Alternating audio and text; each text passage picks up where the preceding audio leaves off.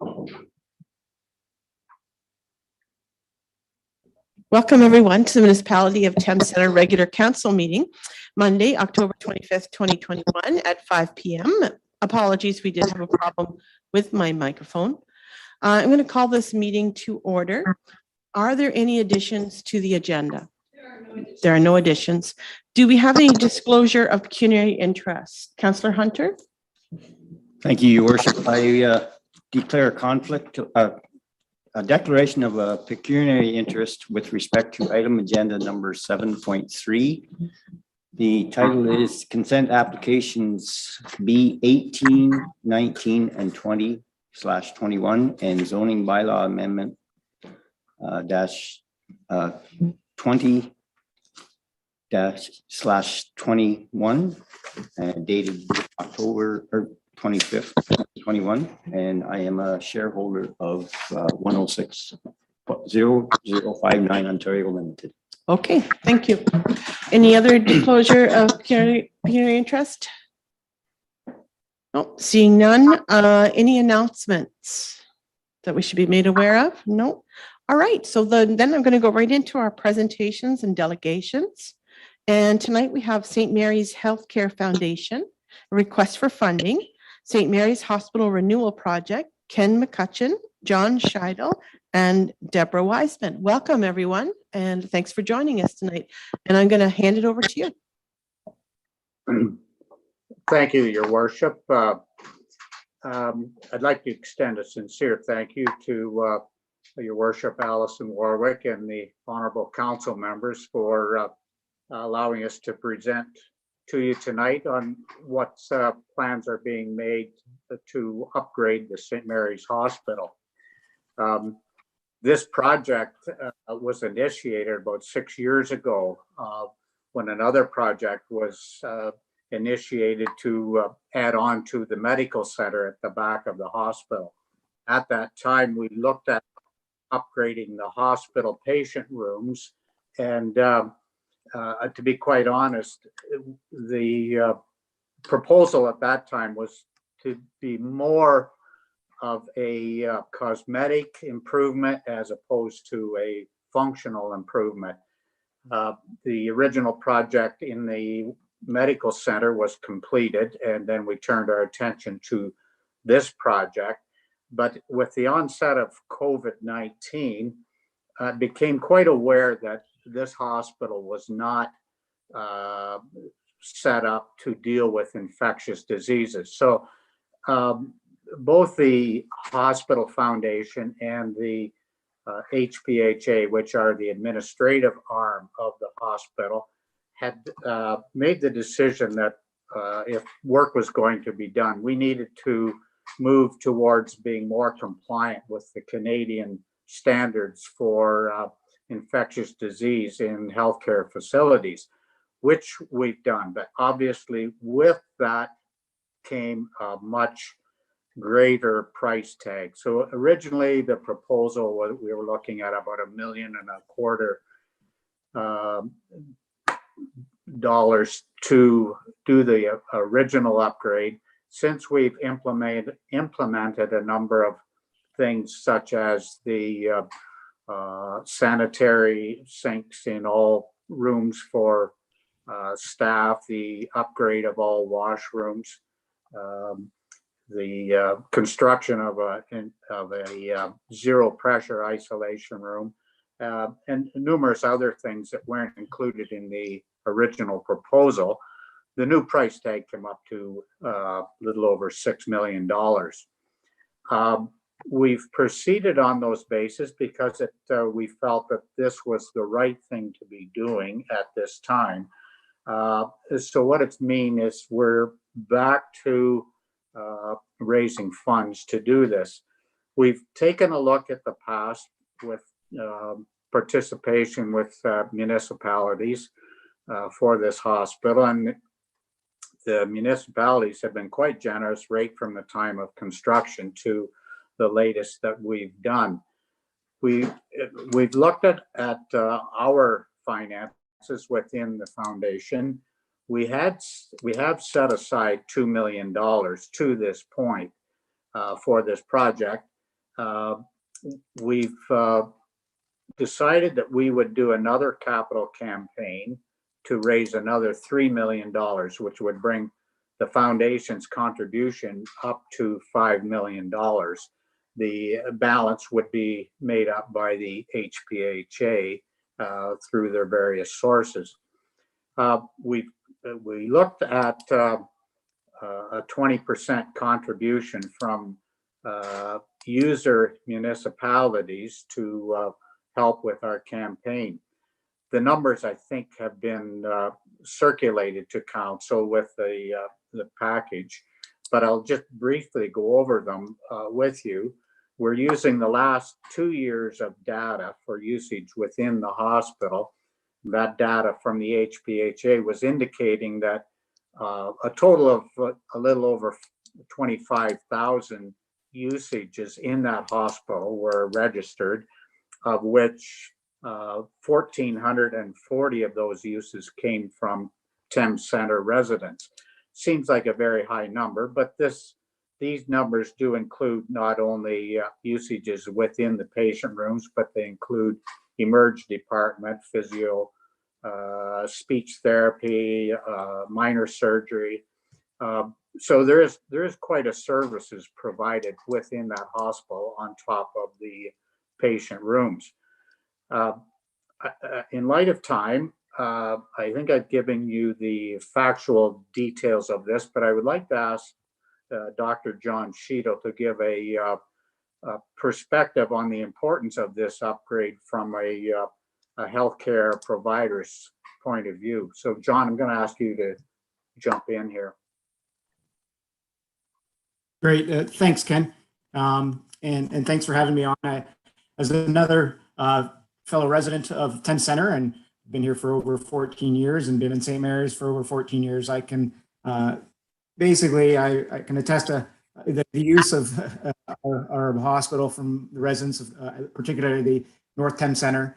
And I know, obviously these upgrades will allow our hospital to position ourselves to be up to the standard of care in the hospital across for Ontario.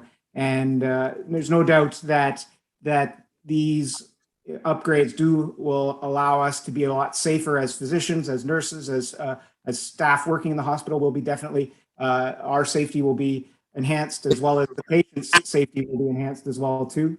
No doubt these upgrades will help allow us to recruit staff in the future, as well as for also enhancing the patient experience over time.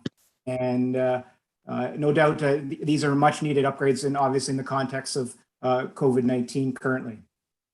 And certainly, if you guys anybody has any questions, you're certainly welcome to email me or ask after this presentation.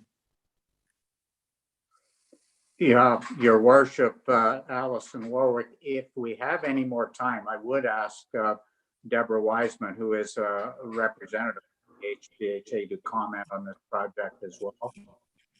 Yep, go ahead, Deborah. I would say both Mr. McCutcheon and Dr. Shridal have done a great job in highlighting the importance of this project. In particular, Health Human Resources is a large risk right now for us. So we have been looking at occupancy rates at St. Mary's in general. Room rates are sitting at about 100%. We have had a significant opportunity to evaluate current standards in the rooms against what the standards are of practice. And as Dr. Shridal has indicated, we would improve the safe delivery of care, both on the perspective of the patient and of our staff through these important improvements. It sends a really big message to the commitment to our staff and our patients and the community if we are to engage in this process and investigate opportunities for funding this particular initiative. So those would be a few of my comments. And again, happy to answer any questions you may have. One last comment I have, Your Worship. This project, the design, the drawings are all completed. We are in a position now where we're virtually ready to go to tender. The intent is that we're hoping COVID restrictions, effect of COVID, are somewhat lifted, that we will tender, or this will be tendered in the spring of 2022, with the intent that hopefully construction could start in early summer of 2022. Because this hospital is in usage every day, obviously we can't close the hospital. So the plan is that it would be a two-stage rebuilding project. And the second stage tentatively would hope to be completed by 2023. Okay, thank you. Sorry, go ahead. I would like to turn it back over to the council if they have questions that we may be able to answer at this time on this project. Okay, thank you. I just a comment. I think the people that are in the north of Thames Center do appreciate the services that you provide at the hospital, and we're very lucky that you're so close to the borders there. And it sounds like it's going to be a very interesting and exciting project to come up. So we'll be looking forward to see what's going to happen at that hospital in the future. Council, would you have any questions for this group? Deputy Mayor Elliott? Sure. I'll maybe just echo Mayor Warwick's comments as a frequent user of the St. Mary's Hospital with myself and my kids. The care there that they provide, not just Thames Center residents, but in St. Mary's, Oxford County, Lucan Biddulph, and all around the area it's invaluable to our communities to have that hospital. And I know the doctors there have always said, whenever you need something with your kids, like, don't take them up to London, just bring them to St. Mary's, and it's quicker and it's easier. And I've always appreciated that. So I just want to throw that in. Thank you. Any other members of council have any comments? Councillor Heeman? Yes, I'd just like to echo Deputy Mayor Elliott's comments. The only bad thing I have to say about the St. Mary's Hospital is that it gets you accustomed to a very quick and high quality standard of care that is hard to replicate in other institutions. Okay, thank you. Council, we do have a motion in front of us. Anybody care to go ahead? Councillor Hunter? I would, I have a question. Motion that this presentation be received for information purposes and that the financial request be referred to the 2022 budget deliberations. Okay, thank you. Councillor Patterson, I thought I heard you there, but we can't see you. Is your camera blocked on your computer? We just see a gray screen. What's happening? I don't know why you can't see. There we are. There we go. Yep. You're back in with us again. All right. Yeah, I have a question. Uh-huh.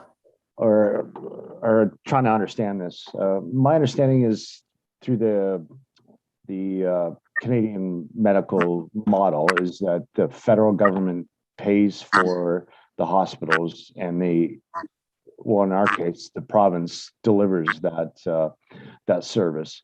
So why are they asking us to pay for it as a municipality? Why isn't the federal government paying for this? Because I think under the system that we have, they should be paying for it.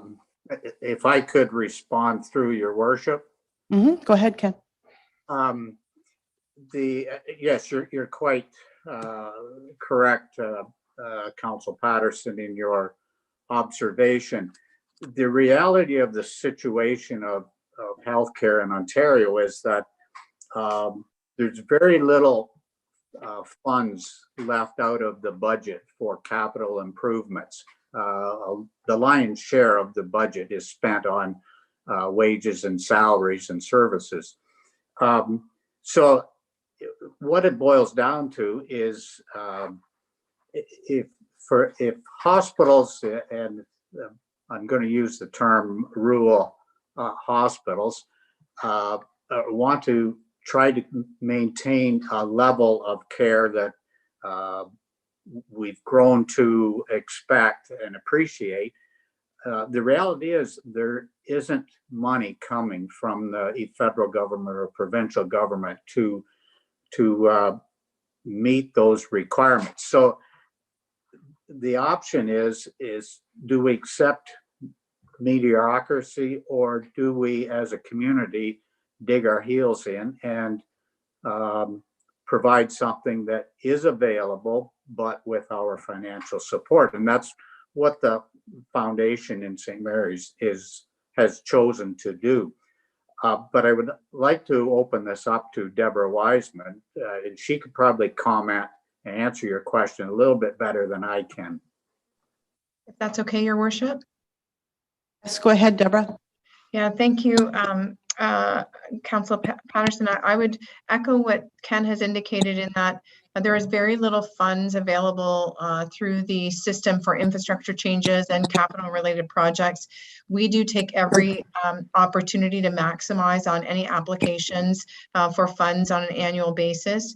But for projects like this, very often ourselves and other partners within the region and outside the region do have to seek support from the communities, from donors, from private industry to be able to make these types of changes happen. So it is a frustration for sure, but we feel very fortunate that the committee groups that we've presented to do support our opportunity and need and recognize the unfortunate differential that comes from our government structures and the monies available for that capital planning. Okay. Thank you. Does that answer your question, Chris? Yeah, that's what I expected. Okay. Yeah, thanks. All right. So I have a mover, and just remember that the motion was that the presentation be received for information purposes and that the financial request be referred to the 2022 budget deliberations. So we had Paul, Councillor Hunter move that, seconded by Deputy Mayor Elliott. All in favor?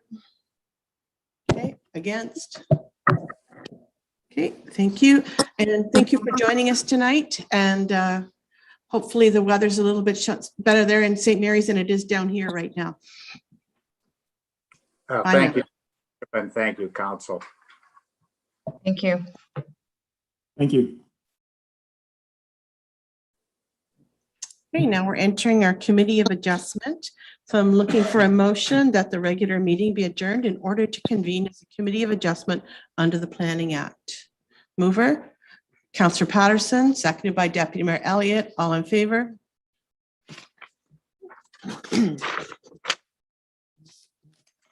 So the purpose of this hearing is to consider an application for a minor variance as submitted by the applicant, Andre Hendrickson. The property location is 17556 Gregory Drive. And I'm going to ask the planning director to provide an overview of the application. Thank you, Your Worship. The applicant, Mr. Hendrickson, he's requesting relief from the zoning bylaw to allow the construction of a detached accessory building, which would exceed the maximum floor area and maximum height requirements. The subject property is just under 1.5 acres in size. It's a residential lot, and it's located on the north side of Gregory Drive and west of Welburn Road in the hamlet of Welburn. This property contains an existing single detached dwelling and an accessory building, and that accessory building is to be removed to be replaced with the new structure. So the applicant is proposing to construct a building with a floor area of 178 square meters approximately, with a height of 5.5 meters, whereas the zoning bylaw restricts the size of accessory buildings to 90 square meters and to a maximum height of 5 meters. It's important to note, Your Worship, that the accessory building, it is proposed to have a covered porch, which is included in the floor area calculation. So if you look at the building alone, it would have a floor area of about 134 square meters with a covered porch of around 44 square meters. All other requirements under the zoning bylaw are capable of compliance. And also the applicant has indicated that the building is to be used for personal use. Also, this property, it is designated hamlet, or lies within the hamlet designation, and it's also zoned for hamlet residential purposes. So I've conducted my analysis, Your Worship, and as outlined in my report, I'm satisfied that the 4 tests under the Planning Act used to evaluate minor variances have been met. In terms of agency comments received in the circulation of the application, we've received comments from the county engineer, Enbridge, Canada Post, our drainage superintendent, our director of public works, and also from the Upper Thames River Conservation Authority. They all have indicated no concern, no comment, or no objection. And then lastly, from our chief building official, he's noted no concerns. However, he would like to remind the applicant that a building permit is required. In terms of public comments received, none to date from the public. So it's my recommendation, Your Worship, that the application be approved, subject to one condition, that the applicant be required to remove the existing accessory building, subject to any necessary permits, and that the application be granted based on the reasons that are outlined in my report. Thank you, Your Worship. Okay, thank you, Mr. Bancroft. Is the applicant here? Yes, Your Worship. Let's see. Who is it? Andre Hendrickson's coming in. Okay.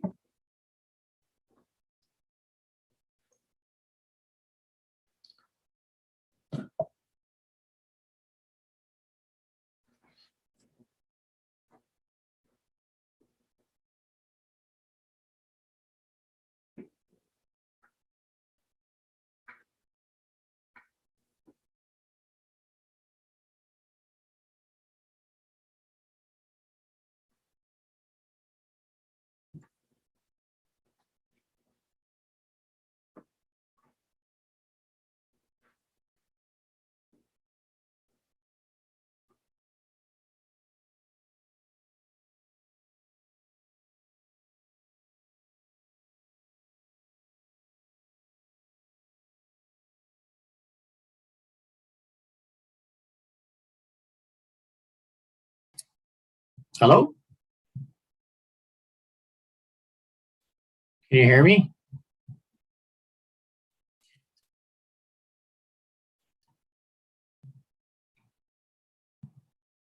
Have any additional information you'd like to provide? Mr. Hendrickson? No, not at this time. Okay, thank you. Are there any members from the public in attendance who wish to provide comments? No, Your Worship. Okay, thank you. Any committee members have any questions regarding this application? Nope, seeing none. I'm going to ask the committee to make their decision on the application by resolution. Deputy Mayor Elliott? So move, seconded. Councillor Heeman, all in favor? Okay, I'm going to advise that the written notice of this decision will be forwarded to designated parties and that there's a 20-day appeal period. You may request to be notified of the decision by emailing the clerk. Thank you for joining us, Mr. Hendrickson. Thank you.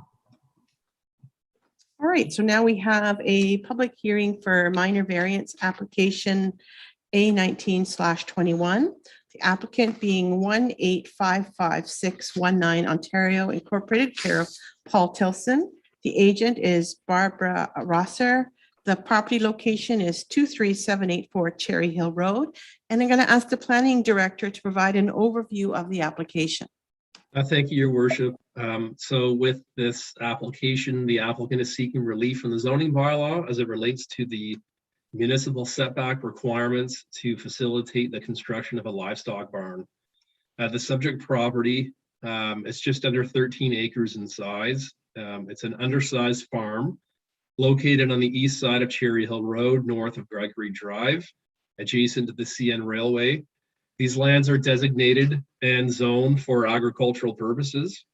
And the property contains a single detached dwelling, an existing livestock building to be removed, a greenhouse, a silo, along with an accessory building. The applicant is proposing to construct a barn with a floor area of approximately 114 square meters, which is capable of meeting the MDS requirements, minimum distance separation, However, the proposal fails to meet the municipality's more restrictive standards, which predate the MDS requirements. This barn is to accommodate a combination of alpacas and goats. And the required setback under the zoning bylaw is 25 meters for the side yard width.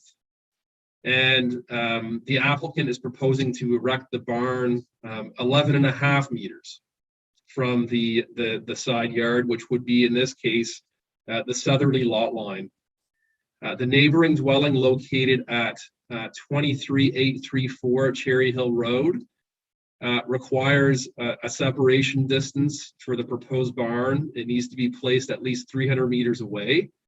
Whereas under our more restrictive standards under the bylaw, there's a requirement for the building to be placed at least 277 meters, or sorry, they are proposing to place the building 277 meters away. So there's a shortfall there of 23 meters in terms of proximity to the neighboring dwelling.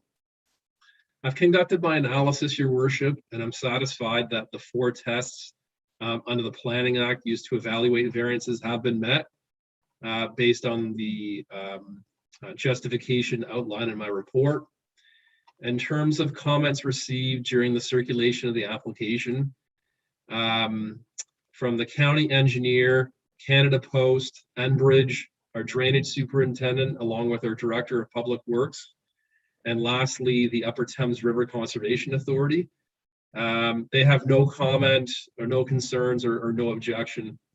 And from our chief building official, he notes no concerns, provided that the applicant obtains a building permit and complies with the Nutrient Management Act. During the circulation of the application, Your Worship, from the public, we did receive a written submission, which is attached to the tonight's agenda. And that would be from Miss Linda Campbell of 23834 Cherry Hill Road, being the closest neighboring dwelling. She's concerned about potential impact on her potable water supply.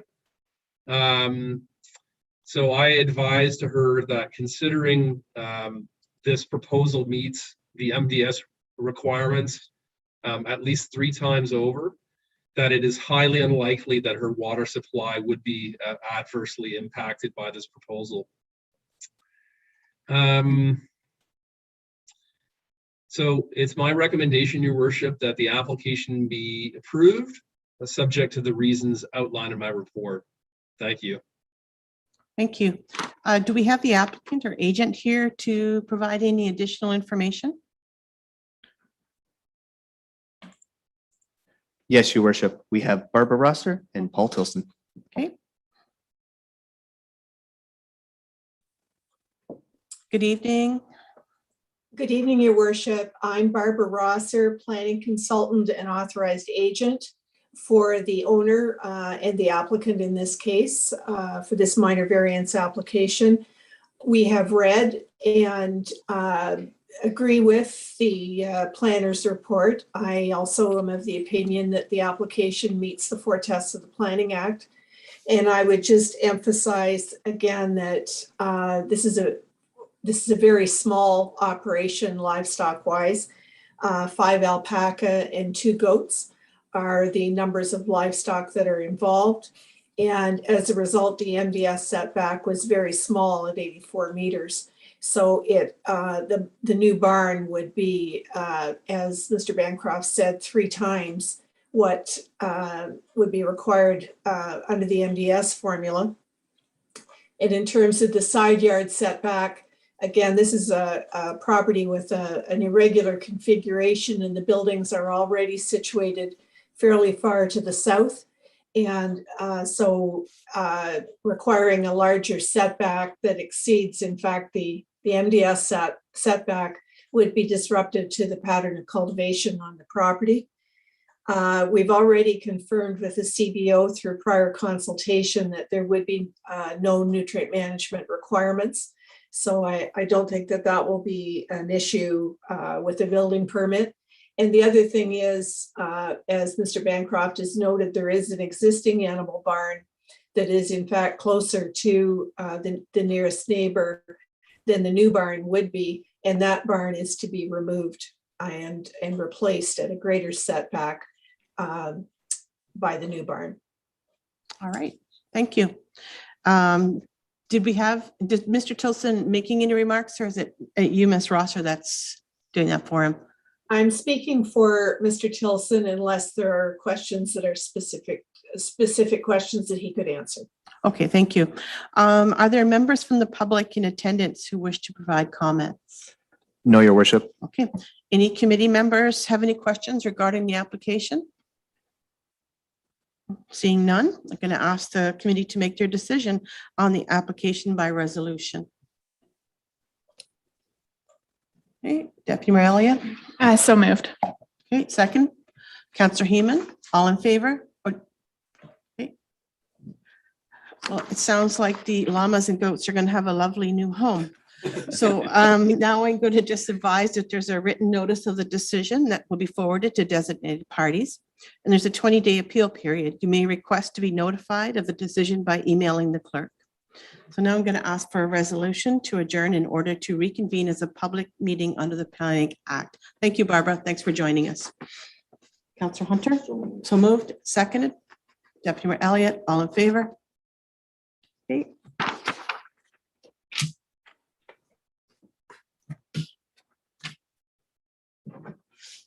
So in this public meeting, we have consent application B15/21, B16/21, B17/21. And the purpose of this public meeting is to consider applications for consent as submitted by Matthew and Philomena Marsh. And the property location is 3 Elliott Trail. I will ask the planning director to provide an overview of the applications and planning recommendations. Thank you, Your Worship. So this is an application for a consent to sever 3 lots from a parcel of land to facilitate residential development. The subject property currently is a half-acre parcel situated on the north side of Elliott Trail and on the east side of Missouri Road in the Trails at White Creek subdivision in the village of Thorndale. So this property currently contains a single detached dwelling on full municipal services, which is located at the corner of the site. So the applicants, they're proposing to sever 3 lots, each having a frontage of approximately 12 meters and an area of 486 square meters. So these proposed lots, single detached dwellings are proposed on these lots. And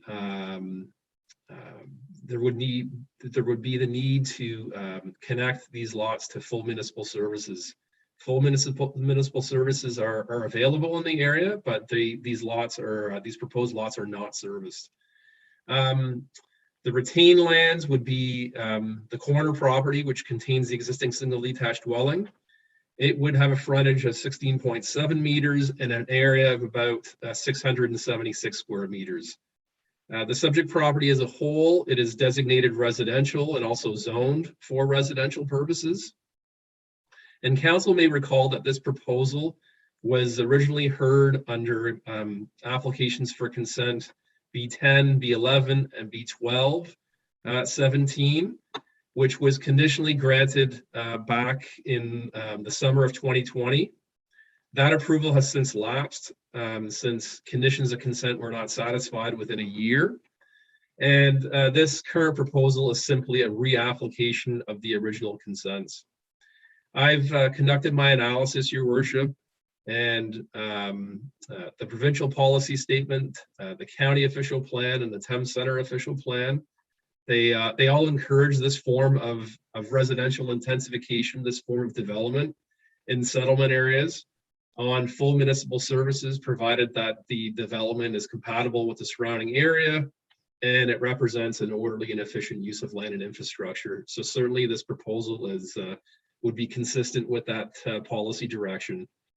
The official plan also states that in dealing with the division of land, There is evaluation criteria, including safe and suitable access to a public road, appropriate soil and drainage conditions, lot configurations and dimensions to permit proper siting of buildings, adequate means of servicing, and compliance with zoning. So those matters have been addressed, or they're capable of being addressed through conditions of consent. So in all, I'm satisfied that this proposal is consistent with provincial policy and in conformity with the county and Thames Centre official plans. In terms of agency comments received in the circulation of the application, from the county engineer, Enbridge Hydro One, and our drainage superintendent, either no comment, no concern, or objection. From our director of public works, he notes that each lot to be severed needs to be serviced independently with connection to our municipal water, sanitary sewer, and storm sewer systems. Our chief building official is requesting two provisions be addressed through the requirement for a development agreement, that there be a grading plan and also final grading certificate obligations. Our chief building official also notes from a bylaw enforcement standpoint that the applicant should be required to remove all refuse and garbage from the site, as well as cut the grass. And then lastly, in the circulation of the application from the public, we did receive a written submission from a neighboring property owner. That would be from Amanda Ashley. And Miss Ashley has expressed concern considering there's an outstanding legal dispute with between herself and the applicants, with a pending settlement to be heard before the courts next month in regards to boundary trees that were removed by the applicants without notice. So Miss Ashley's concerns are that there are no boundary trees that mark the property line, and survey stakes were removed during the destruction of the trees, and that the new lot would be separated by a new property line fence. So I guess my response to that concern is, as a recommended condition of consent, an obligation for the applicants to retain an Ontario land surveyor to confirm the location of the survey bars along the easterly limit of the property and include the placement of wooden stakes. So it's my recommendation, Your Worship, that the consent applications be approved, subject to 8 conditions that are noted in my report, and based on in accordance with the reasons that are outlined in my report. If there's any questions, Your Worship, I'm here to answer those. Thank you. Thank you. Do we have the applicant here? Yes, Your Worship. Okay, and Your Worship, for note, Councillor Patterson left the meeting at 5:33 without notice. I don't know if it's technical or not. okay, well, we'll keep an eye out for him. Does the applicant wish to provide any additional information? Yes, Your Worship. Matthew and Philomena Marsh are coming in.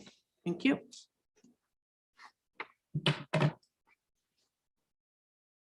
Well, there we are. Good evening. I think you might be muted. That's the official saying of 2021. Yeah. Great. Do you have any additional information you'd like to provide at this time? Yeah, unfortunately, with everything that went on with the last application, we were just short by 15 days. And so that was really unfortunate. And it was just because of COVID, and a lot of people that were involved in trying to get this application all together just had it longer than we would have liked. So that's why we resubmitted again. So obviously we're looking for approval. Also, it's my mother's birthday, so that would help out a lot too. Happy birthday. Thank you. Great. Okay, thank you. Any members from the public in attendance, Alan? Yes, Your Worship. I have a Jamie Chant. Okay.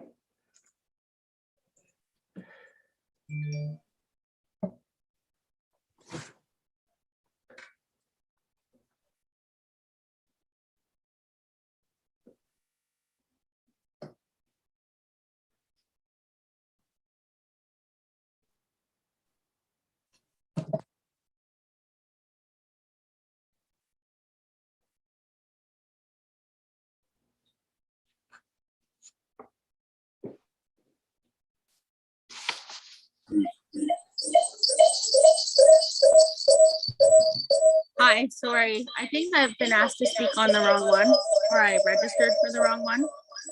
So I Okay, apologize. okay, problem. So, Jamie, which section did you want to participate in?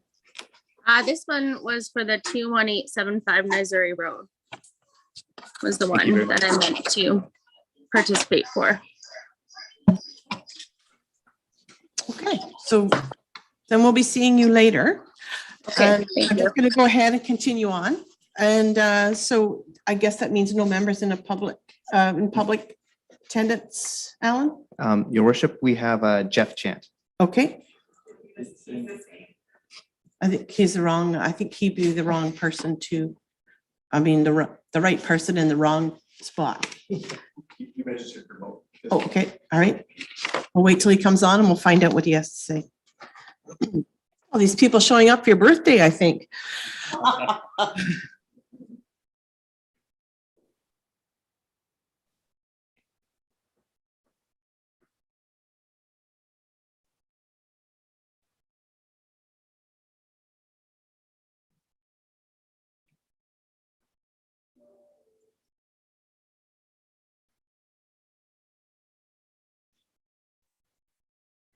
Your worship, it appears that the participant isn't accepting the promotion to speak, so I'm assuming it's for the next section. Okay, all right. So that makes that easier. So any council members or comments have any questions? Okay. Then I'm going to advise that the public meeting portion for these applications has been completed. I'm going to ask council to make their decision on the applications by resolution, considering all comments received. Okay. Councillor Heeman?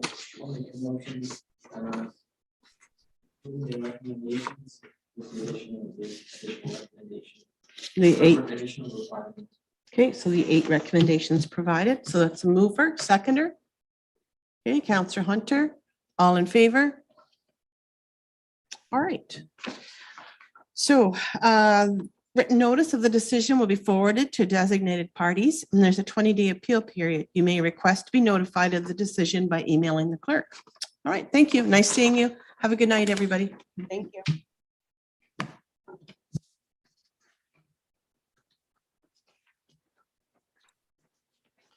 Right now we have a public meeting consent applications B21/21, B22/21, B23/21. The purpose of this public meeting is to consider applications for consent as submitted by Adrian and Peter Hendricks. And the property location is the north side of Hamilton Road and west of Elgin Road. And I'm going to ask the planning director to provide an overview of the applications and planning recommendations. Thank you, Your Worship. So the purpose and effect of this application is to convey 2 vacant parcels of land to allow residential development in the form of single detached dwellings, as well as to create a right-of-way easement to facilitate a shared driveway for the proposed lots. The subject property, it's just under 2.5 acres in size, and it's on the north side of Hamilton Road, west of Elgin Road. These lands are designated residential and also zoned for residential purposes. The applicant is proposing to convey 2 vacant parcels of land. Each would have a frontage of about 38 meters along Hamilton Road and an area of about 3,500 square meters. The lands to be retained would have a frontage of about 47 meters, also along Hamilton Road, and an area of approximately 3,500 square meters. There's no municipal services in the area, therefore private on-site services are proposed in the form of individual wells and septic systems. I should qualify, Your Worship, that the frontages of the lands to be conveyed and retained are technically separated by Hamilton Road by a 1-foot reserve with no direct access.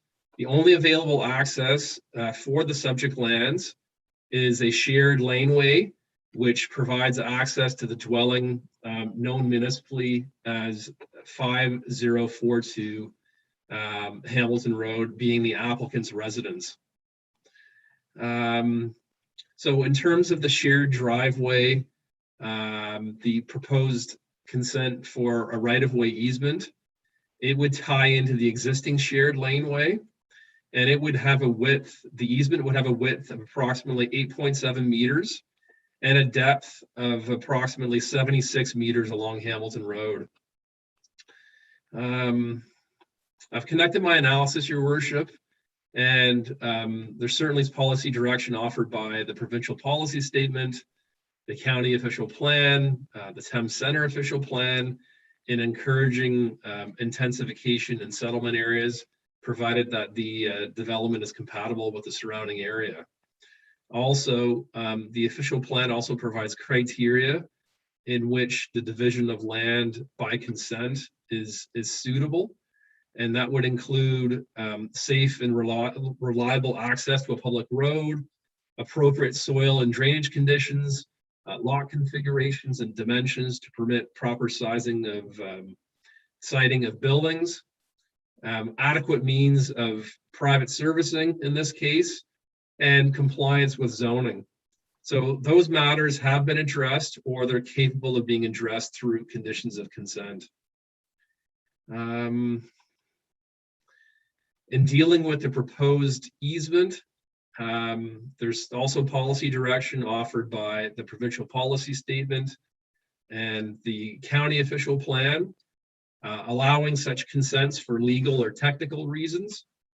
And the Thames Center certainly echoes that direction as well, provided that it doesn't result in the creation of a new building lot. So certainly that will not be compromised by what is being proposed here. So in all, I'm satisfied, Your Worship, that this proposal is consistent with provincial policy and in conformity with the county and the Thames Center official plans.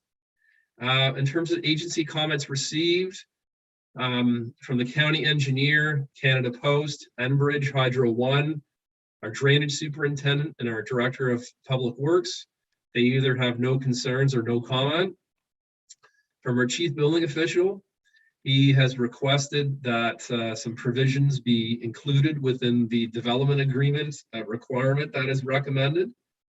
And that would include a grading plan, final grading certificates, a percolation soils test to confirm adequacy of the existing soils to accommodate private on-site sewage disposal systems.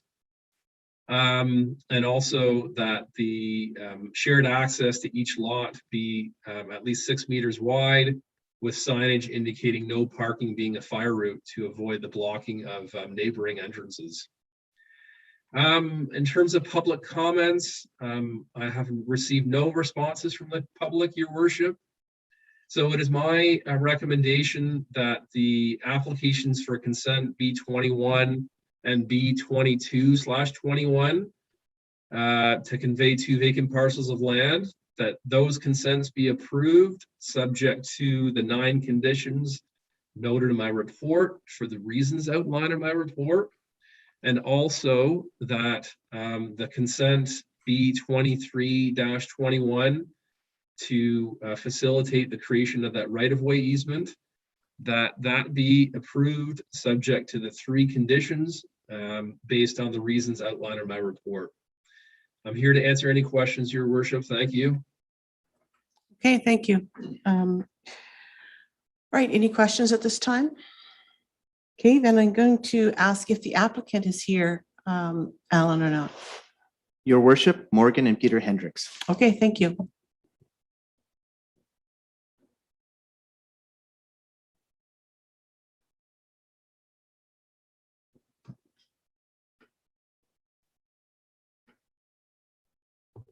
There's Morgan.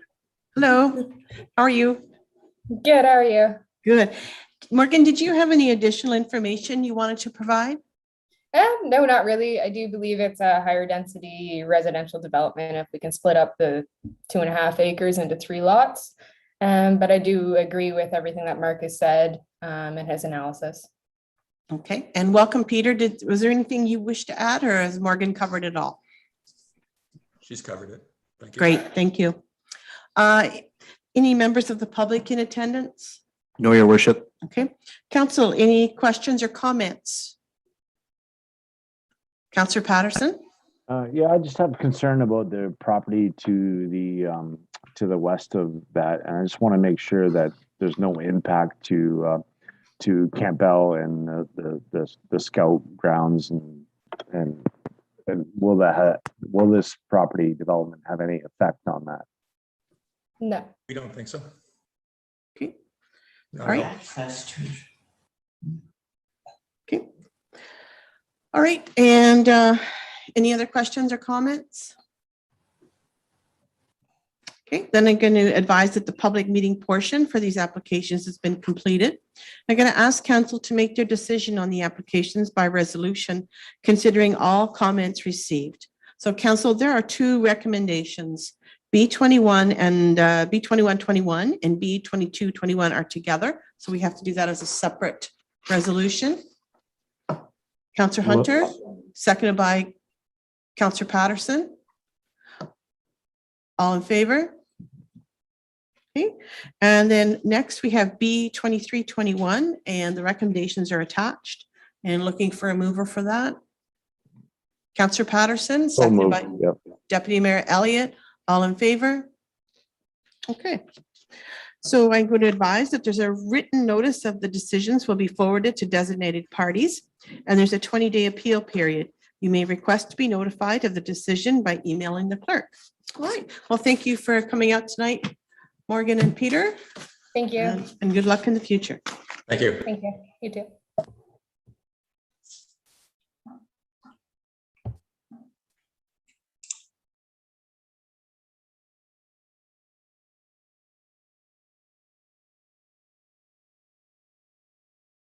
Okay, so next we have the public meeting for consent applications B1821, B1921, and B2021, and the zoning application Z2121. The purpose of this public meeting is to consider applications for consent and zoning bylaw amendment as submitted by the applicant being 1060059 Ontario Limited, and the property location is the north side of Marion Street and the east side of Clara Street. And just as a note, Councillor Hunter has declared a conflict and has left the table at this time. So I'm going to ask the planning director to provide an overview of applications and planning recommendations. Thank you, Your Worship. So this proposal includes a request to convey and rezone 3 lots from a parcel of land to allow residential development in the form of single detached dwellings. The subject property, it's an 87-acre farm, and it's located on the north side of Marion Street and east of Clara Street. The frontage of the farm is situated within the Dorchester settlement area and designated residential, whereas the balance of the farm is outside the settlement area and designated agricultural. The frontage, it is zoned site-specific future development, also site-specific open space, whereas the balance of the farm or majority of the farm is zoned for farming purposes. The applicant is proposing to sever 3 parcels of land. Each would have a frontage of approximately 30 meters along Marion Street with an area of approximately 2,400 square meters. The lands to be retained, which would be the balance of the property, it would have a frontage of approximately 42 meters along Marion Street and an area of about 85, just under 85 acres. And the lands are to be serviced by private wells and septic systems. The applicant is also proposing to rezone the lands, specifically the lands to be severed from the future development site-specific zone to a site-specific residential R1-15 category. And the zoning of the balance of the farm would remain unchanged. So I've conducted my analysis, Your Worship, and the provincial policy statement, the county official plan, and the Thames Center official plan, they all encourage intensification in settlement areas, provided that the development is compatible with the surrounding area. And this proposal is certainly consistent with demonstrating that policy direction. Also, this consent proposal is capable of demonstrating conformity with the official plan relative to the evaluation criteria. So in all, that criteria has been met, or it's capable of being met through conditions of consent. So as a result, I'm satisfied that this proposal is consistent with the provincial policy statement and in conformity with the county and the Thames Centre official plans. As it relates to the proposed zoning bylaw amendment, the official plan provides evaluation criteria relative to soil and drainage conditions being suitable, servicing and utilities, that the road system be adequate, that the land's front onto a public road, and that the lot frontage and area is suitable for the proposed use and conforms with the zoning bylaw. So in all, that criteria has been satisfied, or it's capable of being satisfied through conditions of consent in regards to servicing. I do have something to point out from a zoning standpoint. The area zoned future development along the frontage of the retained lands should also be subject to this rezoning to adjust the reduced lot area and frontage as a result of the requested consents. And then lastly, in terms of evaluation criteria for zone changes, about adequate measures be taken to alleviate or prevent any adverse impacts on any proposed or existing adjacent uses. I don't foresee any adverse effects on adjacent uses, considering the proposal includes lands along the frontage of the property, which is within a designated settlement area, and it would be of a similar use as adjacent lands further west along Marion Street. And also there's no impact as it regards to the natural heritage features, which are on the south side of Marion Street. So in all, this zone change, your worship, would be consistent with provincial policy and in conformity with the official plans having jurisdiction. In terms of agency comments received, your worship, from the county engineer, the Upper Thames River Conservation Authority, Enbridge Hydro One, they have no objection or no concerns or no comment. From a drainage superintendent, he's noted that municipal drainage reassessment would be required. Our director of public works, he's requesting that the ditch fronting the subject lands be reshaped to the original shape and slope at the expense of the applicants. And lastly, from our chief building official, he's noted some provisions which should be added to the obligation recommended in terms of the development agreement, some additional provisions in terms of a grading plan, final grading certificates, and the need for a percolation soil test to be conducted for the subject lands to confirm that private sewage disposal systems can be installed given the existing soil conditions in the area.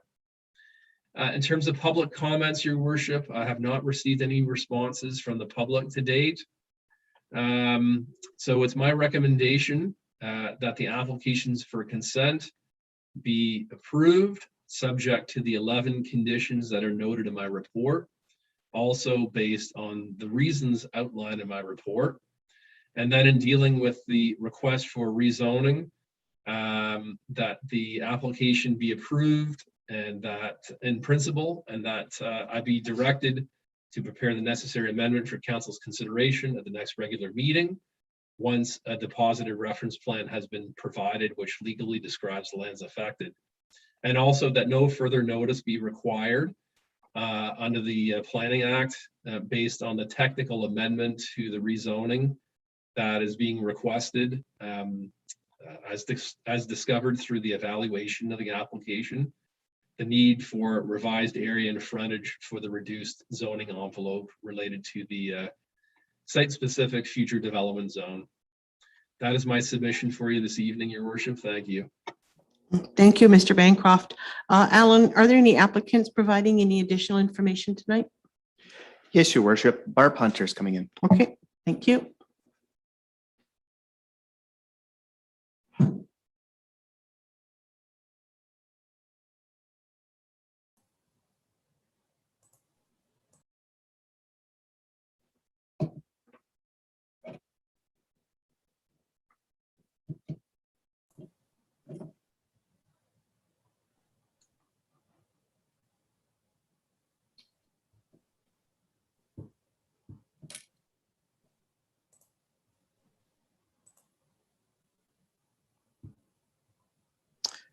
Welcome, Barb. Can you hear me okay? Yes, I can. Okay, so do you have any additional information you'd like to provide? No, I don't. I think Mr. Bancroft has explained everything very well. He's pretty thorough, isn't he? He is. Okay, thank you. Any members from the public in attendance, Alan? Yes, Your Worship. Fraser Andrews. Okay.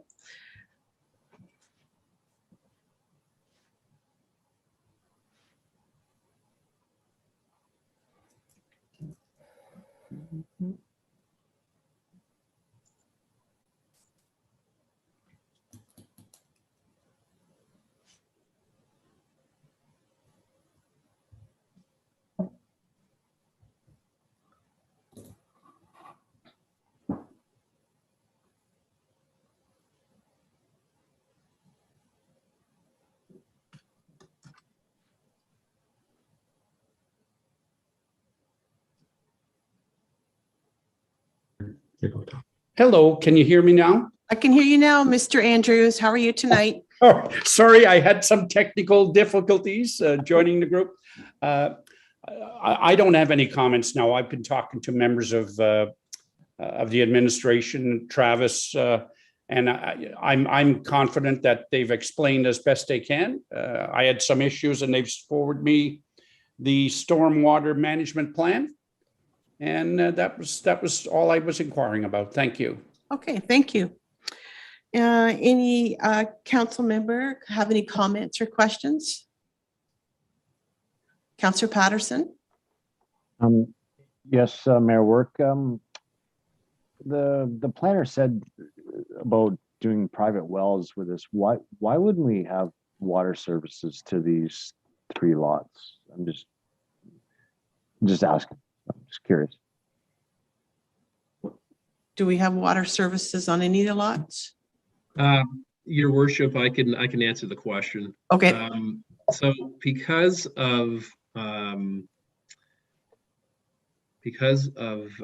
elevation constraints associated with how high the water tower is in relation to how high these lots are, there's no ability to generate sufficient water pressure to accommodate any of those lots that are proposed along Marion. I believe all of the existing lots on the north side of Marion, east of 5242 Marion Street. I believe all of those existing lots are all serviced by individual wells because of the water pressure issue. And that's why it's not feasible for these lots to be connected to municipal water. Okay, does that answer your question, Councillor Patterson? Yes, it does. Thank you. Okay, thank you. Any other comments or questions? Okay, then I'm going to advise that the public meeting portion for this application has been completed. And I'm going to ask council to make their decision on the applications by resolution, considering all comments received. So I have 2 recommendations here. We're starting with the consents B1821, B1921, and B2021. Okay, moved by Councillor Patterson. Yes. Okay, seconded by Councillor Heeman. All in favor? Okay, and we have the zoning recommendation, which is Z2121. And council, you have your recommendations attached. Deputy Mayor Elliott, seconded by Councillor Heeman. All in favor? Okay, so moved.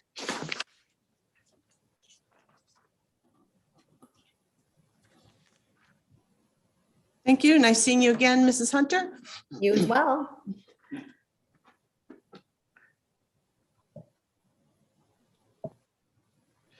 Your worship, may I confer with the Director of Planning for a moment before we proceed? Absolutely. Thank you. Mark, can you check your email? There's a technical issue I need you to look at.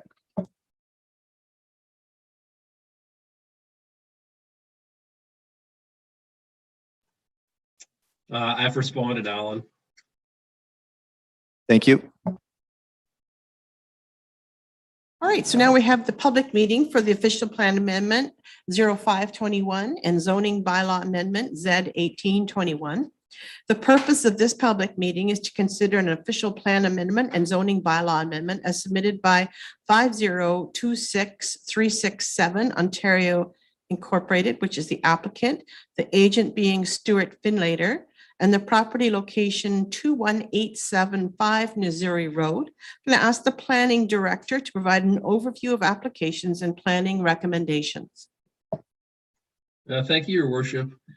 So this, the subject applications, the purpose and effect is to redesignate a 35-acre portion of the subject lands from the agricultural designation to the extractive industrial designation, and to also rezone the same lands from the agricultural zone to the extractive industrial M3 zone to allow the establishment of a licensed aggregate extraction operation.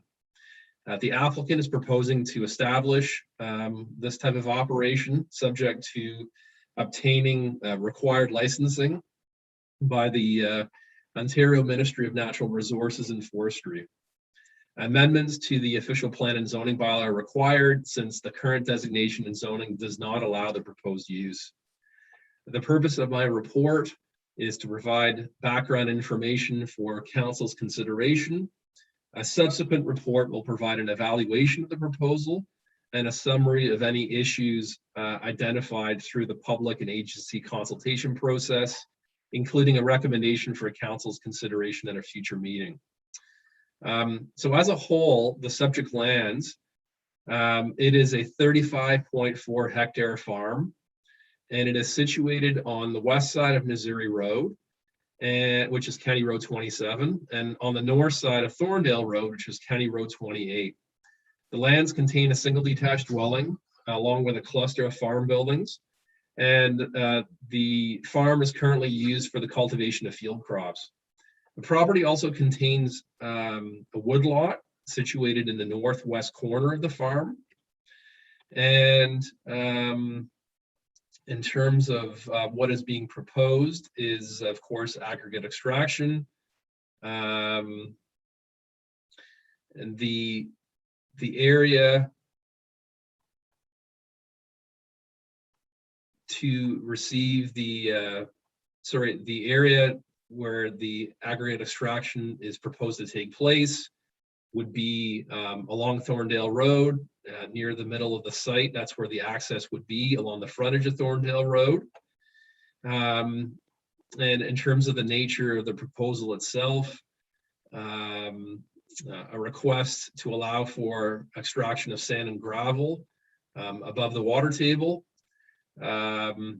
based on geotechnical estimates provided.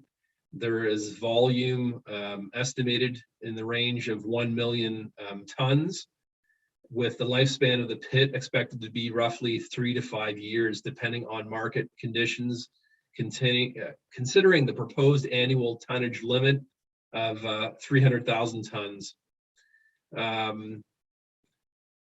So borehole records have indicated that sand and gravel is present on the site at depths of up to 20 meters. And in support of this proposal, there's been a number of studies undertaken by various experts dealing with hydrogeology, natural environment, noise impact, and as well as archaeology. And a planning justification report was also provided. Temporary berms are proposed to mitigate noise and visual impacts of the proposed operation along Missouri Road, as well as Thorndale Road. as well as an extension of berm on the north side of the property. These berms are designed to comply with ministry guidelines, and they also reflect the technical recommendations of the noise assessment report conducted by the applicant's consultant. The lands to be extracted are proposed to be progressively rehabilitated back to an agricultural after use. And Thorndale Road is, because the access to the pit is proposed off of Thorndale Road would accommodate the bulk of the aggregate related traffic. In terms of comments received, Your Worship, I have comments from the county engineer, Canada Post, Enbridge, our Director of Public Works, and our drainage superintendent. They all have no comment or concerns. From our chief building official, he's requested confirmation for the location of the existing septic system. I've actually provided my feedback, Your Worship, through the agency comments section. And considering proximity of existing residential uses to the subject lands, it would be appropriate, in my opinion, that the studies submitted in support of this proposal be subject to a peer review. The Thames Center official plan provides policy direction in that regard, in that the municipality may, at the applicant's expense, retain the services of its own professionally qualified and independent person or consultant to conduct a peer review of studies or reports submitted with an application to provide an independent opinion on such matters. And I think that's important, Your Worship, considering this proposal is right on the doorstep of a settlement area. It's important that we ensure that issues of public health, safety, and environmental impacts are adequately addressed. And it's also important considering the municipality doesn't have the staff expertise in-house to evaluate these types of submissions. Again, considering the close proximity of this development to Thorndale. In the circulation of the application to surrounding property owners, written submissions were received, which are either appended to my report or attached to the council agenda. I just want to quickly go through the names of individuals who have submitted written submissions for the record. So we have Jamie Lynn Chant, Brenda Elgie, Sasha Gurdon, Lee Ann McIver, Darlene Brisbane, Susan Chant, Vera and Carol Derpiensky, James and Liz Iglesias, Matt Marsh, Ben and Jessica Pinet, Andrew Polton, Shane and Christine Will, and also, Your Worship, from the Thorndale residents against the Elliott gravel pit. Although this association, Your Worship, references a petition, it can't be validated as it does not contain any original signatures with identifiable individuals. I did reach out according to the sender of the email. That's how the web link was sent to me. However, the email message bounced back as it could not be received by the sender. So in all, Your Worship, based on all the written submissions that have been received, collectively, the following concerns have been raised. So inappropriate site given proximity of Thorndale, concerns including traffic, air quality, noise, dust, groundwater, environmental, agricultural impacts, and decreasing property values. Effectiveness of agricultural rehabilitation is questioned. Increase in property taxes due to heavy traffic and associated road maintenance costs. And also a concern about the lack of proper notice in the circulation of this proposal. I can assure you, Your Worship, that proper notice was given in accordance with the legislation. If anything, staff went above and beyond because we also include the posting of applications on our website, including all of the expert studies that have been undertaken They're all posted online and available for download for review by the public. So it's my recommendation, Your Worship, that my report be received, that the studies and reports submitted by the applicants in support of this proposal be subject to a peer review at the cost of the applicant. And then lastly, that I provide a subsequent report evaluating the subject applications with a recommendation for council's consideration at a future meeting once the peer review results are available. I'm here to answer any questions, Your Worship. Thank you. Thank you. All right. Any questions from Mr. Bancroft thus far? No, we'll keep moving ahead here. So I'm going to ask, do we have the applicant and the agent available, Alan? Yes, Your Worship. I have the applicant and the agent along with various engineers. Okay. I'm going to bring them all in right now. Thank you.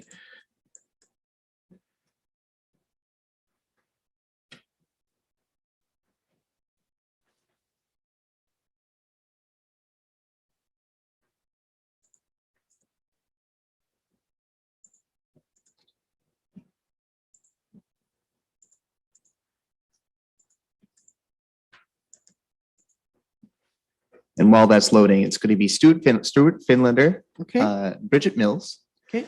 Mandy Chan, Yep. Tristan Knight, then the applicants, Pat and Jane Elliott, as well as an additional representative, Melanie Horton.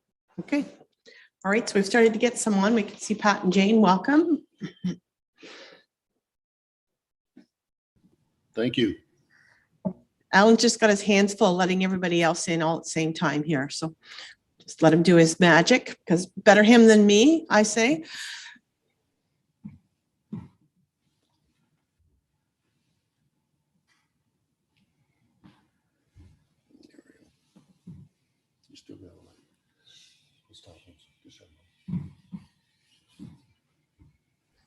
Yeah, it's much better with that light off. It was going right into our eyes, Pat.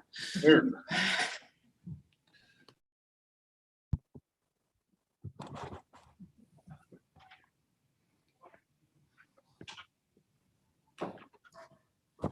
Mr. Finlater? Yes, thank you, Your Worship. So I'm going to sort of lead the presentation, but the rest of the individuals that Mr. Allen has just introduced may be involved in answering some questions if we get to that. And just Pat and Jane are basically just want to watch. They're not particularly interested in speaking at this point in time, so they may or may not have anything to add through the meeting tonight. So again, thank you, Your Worship. Mr. Bancroft's given a pretty good overview of what is being proposed.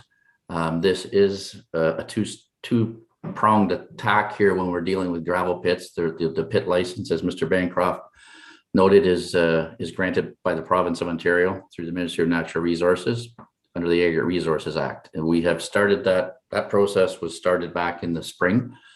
And we had a public open house under that process where a lot of the same issues that you've seen raised through the letters that are attached to the agenda or through Mark's report, a lot of those issues really are Aggregate Resource Act issues and not necessarily Planning Act issues. So we have addressed those concerns. Letters went out to anyone who provided comments after the open house under the Aggregate Resource Act process. Anyone who provided written comments was given a written reply back in late July addressing their concerns. So having said that, I just want to be clear that there's a lot of issues that overlap, but a lot of the issues related to noise and environment and air quality and things like that are dealt with under the Aggregate Resource Act process. So I do have a short PowerPoint presentation I'd like to go through. So am I able to share my screen here right now, Alan?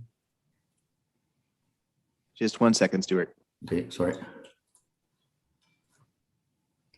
You should be able to. Okay. Okay, can everybody see that? Yep. Okay, missing a T on the Elliott. Sorry, Pat and Jane.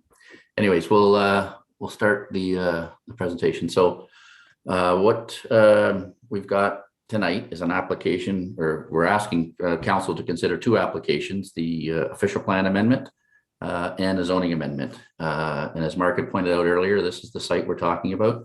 It's a Class A Category 1 above water table pit license. The address on the property is off of Missouri Road, but the actual pit license will come in off of Thorndale Road.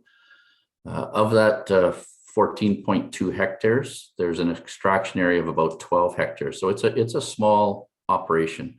This is not what you would normally expect of a a gravel pit per se. They'd usually be 100 acres or more, and they would be a lot more material in there than what is in this particular site.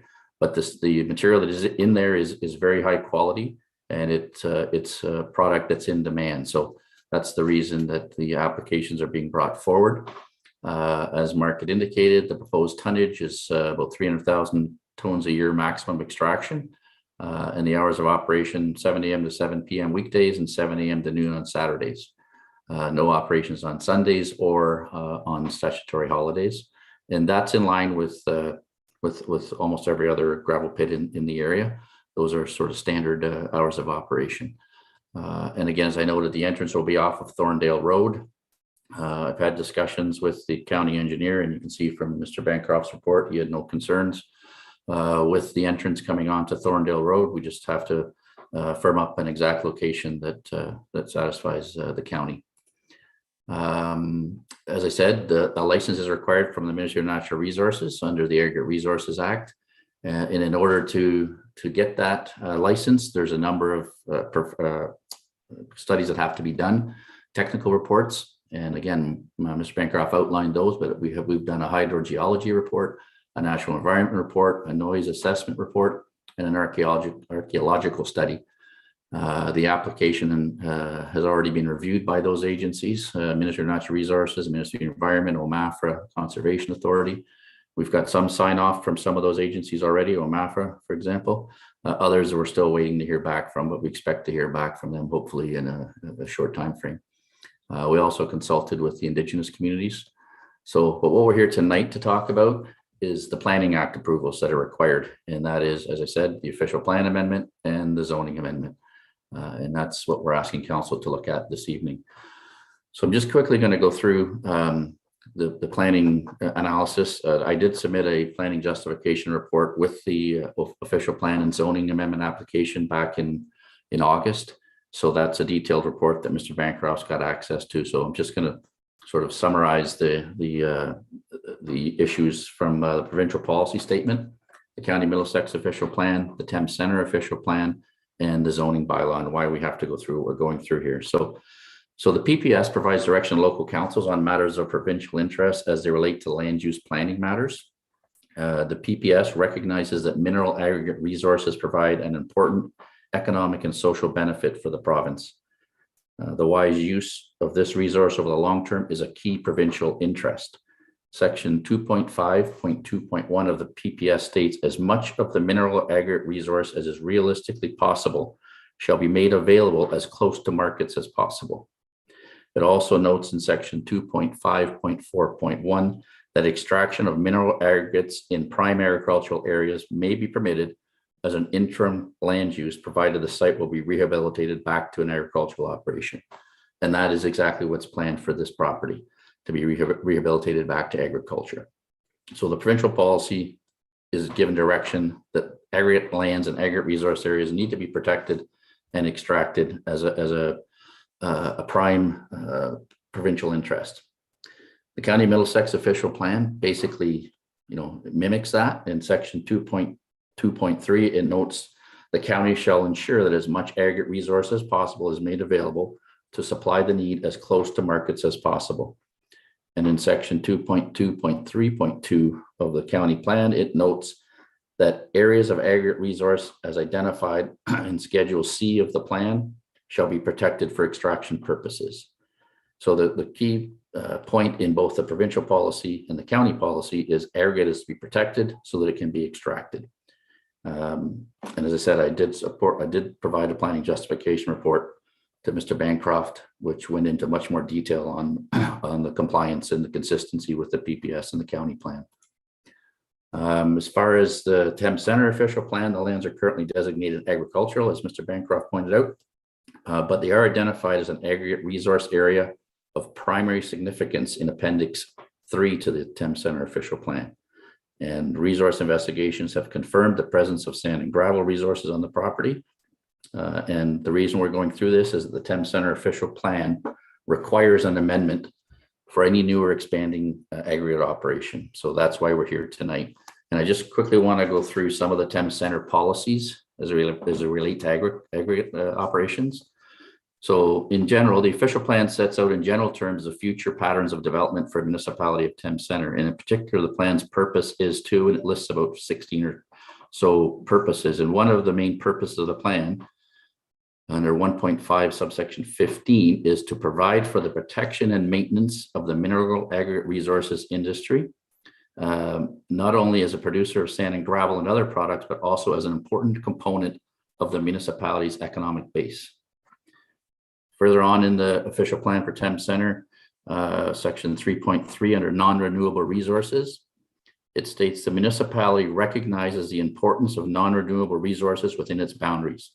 Primary aggregate resource areas will be identified to protect possible future opportunities for extracting these resources. And that's what we're doing.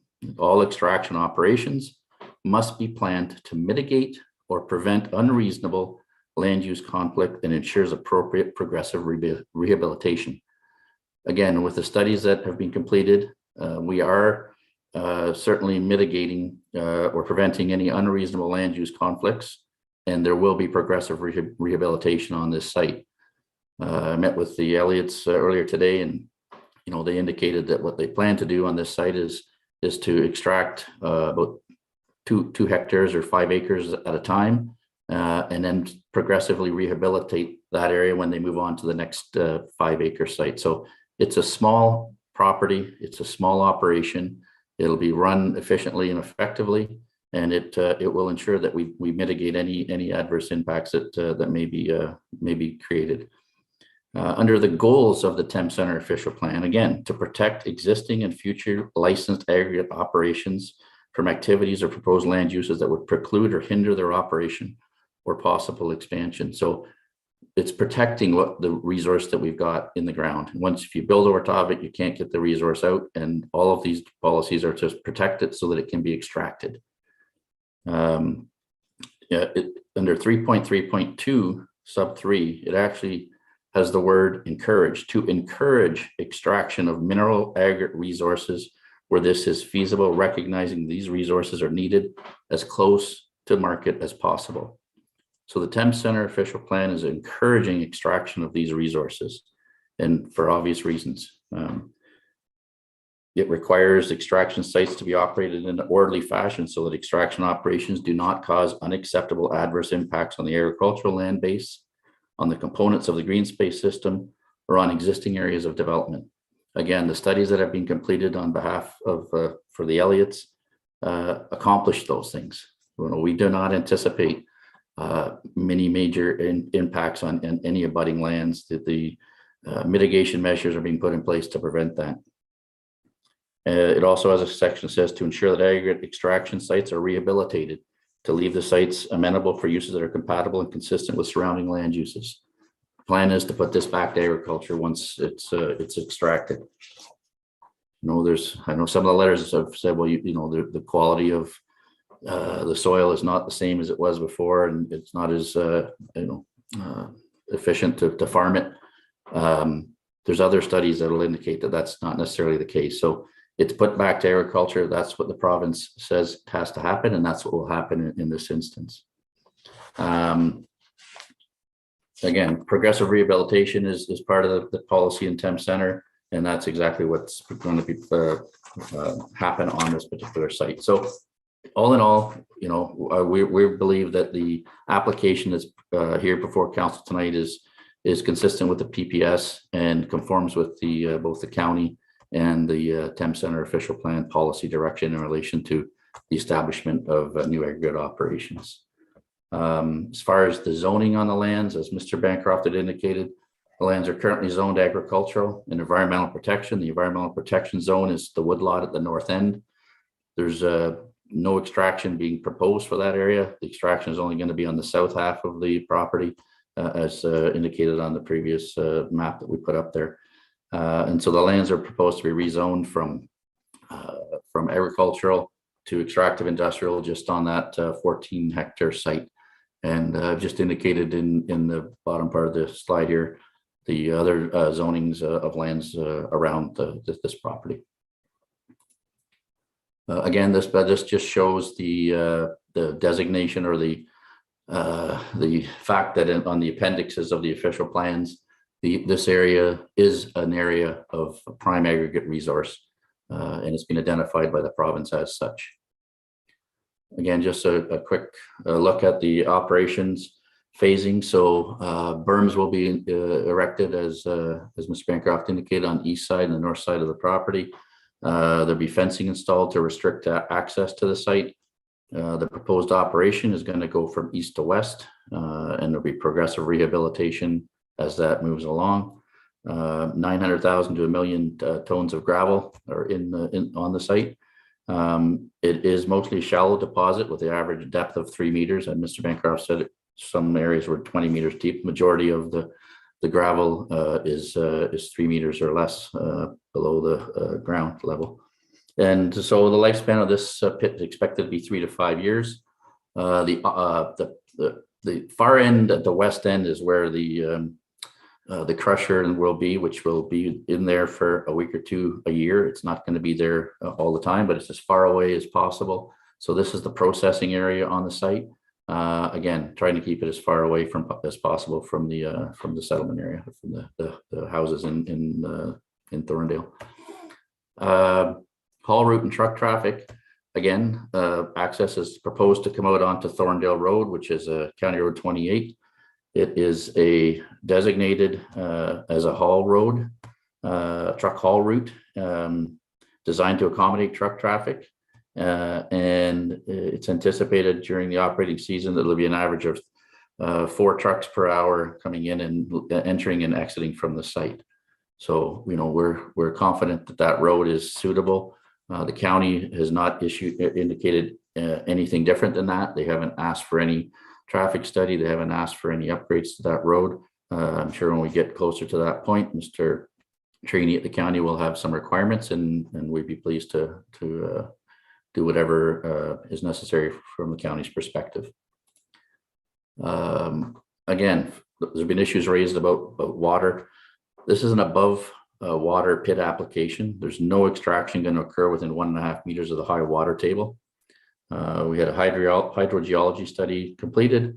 It identified wells within the 500-meter area. A groundwater monitoring program will be in place through the pit operations. And that report indicated that there was no impact on water quality or quantity expected as a result of this operation. As far as noise, again, there's lots of questions or issues raised about noise. Again, a study was done for the Elliots. It's based on current Ministry of Environment guidelines, and the report provides for recommended mitigation measures required to meet those guidelines at nearby sensitive land uses, which is the residences in the school. And that will be accomplished in a number of ways, including shielding around the equipment in the processing area and berms. And the picture just shows generally what a berm around a gravel pit will look like. I think the berm in this instance is about 3 meters in height, and that has been deemed by the consultant doing that work to be sufficient to meet the requirements of the province. So that's what's planned as far as noise controls. Air quality, again, there was a number of the letters talking about air quality, dust and silica and things like that. Dust is generated from the stockpile, from the equipment and from the open areas. There's no doubt about that. But aggregate operations are required to manage dust on site in compliance, again, with the Ministry of Environment guidelines. And typically that involves spray bars on the equipment and use of dust suppressants, mainly water. The ministry guidelines are based on a 24-hour standard and are designed to be protective, considering health impacts and informed by epidemiologists. The Ontario Health and Safety Association also has guidelines to protect workers, and the impact from properly managed sites on air quality are minimal. And that's just an overall view of the area. Pit would be located in this area here, and there's the village of Thorndale here. So,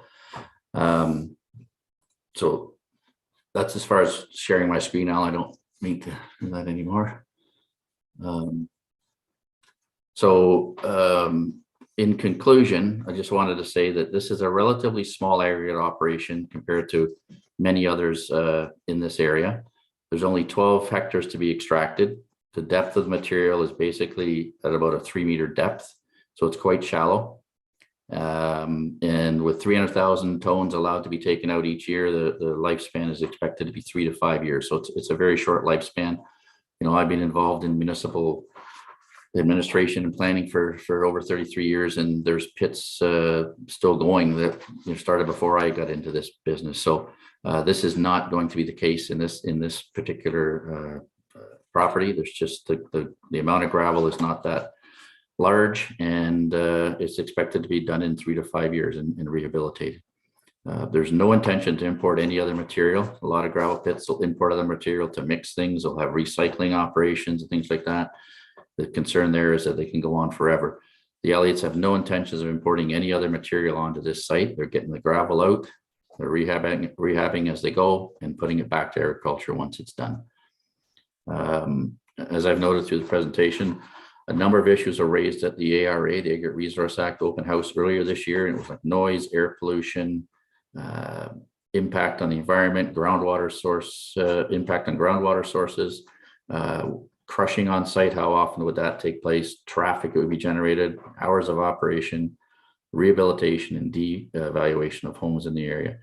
Each of these concerns were addressed in a written reply sent out in July this year to all of those who submitted comments.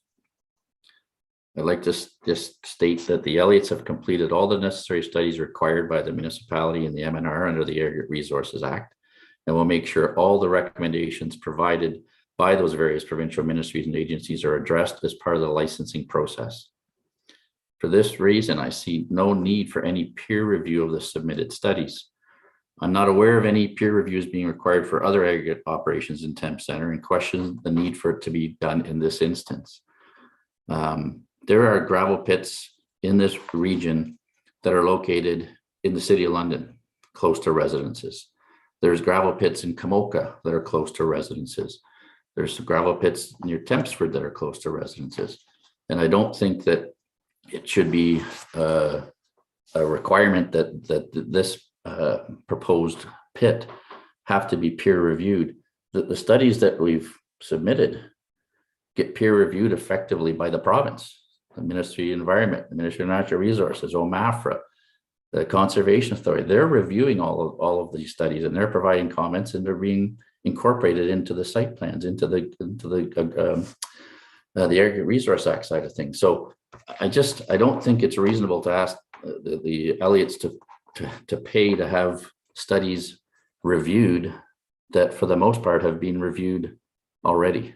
So I would just ask council to consider that. And again, just in terms of the policy direction that allows that, I do agree it's in there and in the official plan, but it reads, if upon completion and subsequent review of a study or report submitted in support of an application referred to in section 723.1, there remains unresolved matters between the findings and or recommendations of the study and the position or opinion of the municipality may, at the applicant's expense, retain blah, blah, blah. But I don't know what unresolved matters we have. I mean, the studies have been completed. They're being reviewed. We haven't heard all the comments back, but we will take into consideration and have to work with those ministries and agencies to make sure that we do what they want us to do. So that's my thoughts on that. I don't want to belabor that point, but so just in conclusion, it's my opinion that the applications that we're looking at tonight for both an official plan and zoning bylaw amendment are consistent with the policy direction of the province of Ontario related to the establishment of an aggregate extraction operation, and that's as contained in the provincial policy statement BPS 2020. It's also my opinion that the applications are in conformity with the County of Middlesex official plan and the Thames Centre official plan as they relate to the establishment of an aggregate operation. And it's also my opinion, these applications represent good land use planning, and I would ask council at the appropriate time to adopt the official plan amendment and approve the zoning bylaw amendment once the county, as the approval authority, has approved the official plan amendment. So thank you for your time this evening, and I'll turn it back over to you, Your Worship. Thank you, Mr. Finlater. And I know that now we're entering the members from the public who are in attendance. How many do we have? 6 or 7, Your Worship. 6 or 7. And I just want to remind anybody that is preparing to speak to council, we are giving a 5-minute limit per person. And the planning meetings, when it's a passionate subject, can sometimes get a little bit repetitive, and it's important that we stick to trying to listen to what each other's saying and not keep repeating the same thing. And I'll just be reminding people of that as we go. But anybody that's waiting to talk, thank you for taking the time to speak out today. And we'll start. And I just want to make sure, am I getting names and addresses for the clerk as we go along? Alan will provide Okay. Okay, so we don't have to worry about that portion. Okay, so just bring up who's ever first, please, Alan. Your Worship, we have Shane Will, but I do see the name Christine Will on this. So it could be one of those. So it could be Shane or Christine Will.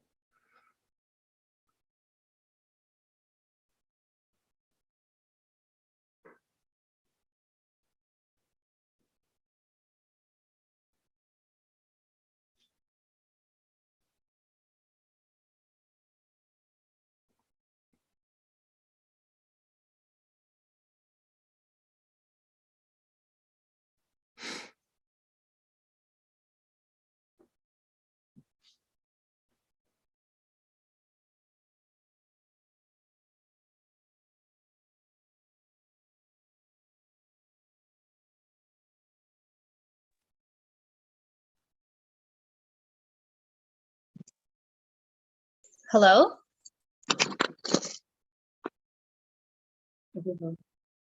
Hello? I don't know how to do this. Is it Christine Will? Yes, hi. Hi. The floor is yours, so whenever you're ready, go ahead. Can I ask to be a little bit later? My husband is running late and I know he had some important questions he wanted to ask. He should be here in like 10 minutes. Is that okay? Yeah, I can't see a problem with that. I'm pretty sure Alan can bring somebody forward. So just. Thank you so much. You're welcome.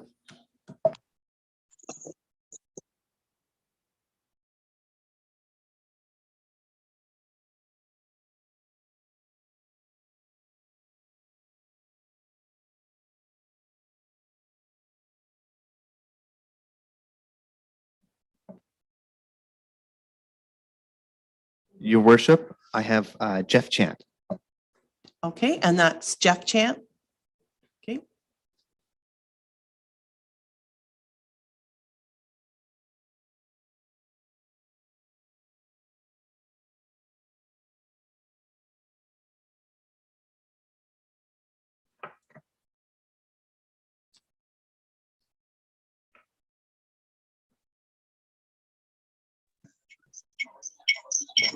Hello. Hello. Sorry about that. It's okay. So my name is Jamie Chant. Jamie Chant, okay. Sorry, you'll hear an echo here. So we're here in the same room. I think we registered wrong. Okay. So I'm going to be actually speaking on behalf of, sorry, my phone is still giving me different options here. I'm going to be speaking on behalf of both Jeff Chant and Susan Chant. So that should take some time from things. So Susan and Jeff are being represented by you. Is that correct, Jamie? That's correct. Okay, great. Thank you. So go ahead whenever you're ready. Okay. Just, sorry. Okay, so I'll introduce myself. So my name is Jamie Chant. Again, I'm representing Jeff and Susan, and we have lived in Thorndale for a long time. We live here on the corner of Nysuri and Thorndale Road. Susan has lived in Thorndale for over 40 years. She has been a proud villager for the majority of her life. She has shared the same home with her husband, who she recently lost to cancer. She has watched her children grow and thrive in Thorndale, and is now blessed with watching her grandchildren also grow in this town. Susan has been living with MS for a long time. It has been a battle, to say the least, but every day she fights and every day she perseveres. Wheelchair bound or not, she still finds a way to get outside every day, where she takes pleasure in watching her grandchildren play in her yard. Life has become difficult, but knowing that she will be able to stay in her home has helped her to endure even the worst of her situation. The proposed pit is a threat to not only Susan's enjoyment of her property, a place with which she is bound to physically, but her health. Living with an autoimmune disease during a COVID is one thing, but adding a new threat of crystalline silica would not only be detrimental to her health, but would mean that she would not be safe in the one place she takes solace, her home. This just doesn't affect Susan. This affects the whole community. Upon notification of the proposed pit, hundreds of villagers have joined a Facebook group against the pit. We do have a petition with almost 400 signatures of those opposed. It was mentioned earlier by Mark that he could not validate the names. I did speak to the individual managing it, and they are happy to send you the names, as they were just kept private initially. Many villagers have reached out to me personal, who, like Susan, are terrified of the health impacts this pit will have on them. I know that there were almost 200 objections sent, as mentioned by Agent Stuart Finlater. I will mention that not all have received a response, nor have all reply letters successfully addressed those concerns. The danger from silica dust is well documented. It's a carcinogen. It can be fatal. Silica dust is created when rock is crushed. The Elliott's proposal includes a crushing operation. There will be no ongoing air quality monitoring, which is unacceptable. Residents living on Nizari Road, the Rye Creek subdivision, and the students attending the only public school in Thorndale are in direct line from the dust created at this gravel pit because of the consistent westerly winds. This has even been noted in the study provided. None of us have the specific protective gear. Workers at a gravel pit must wear specific protective gear. That's the law because of the dust. The students won't be able to enjoy their schoolyard. We won't be able to enjoy our yard. The students are already forced to wear masks due to the pandemic. Those children that suffer from asthma, allergies, and many other medical conditions will be especially at risk. Jeff Urick, the outgoing Minister of the Environment, wrote to the incoming Minister of Environment on July 9th, 2021, to make him aware of the concern regarding the gravel pit proposal. The municipality of Thames Centre needs to insist that an environmental study be completed regarding the feasibility of a gravel pit site at the proposed location. Having lived on the main intersection of Nizari Road and Medway, we have watched the volume of traffic triple over the years.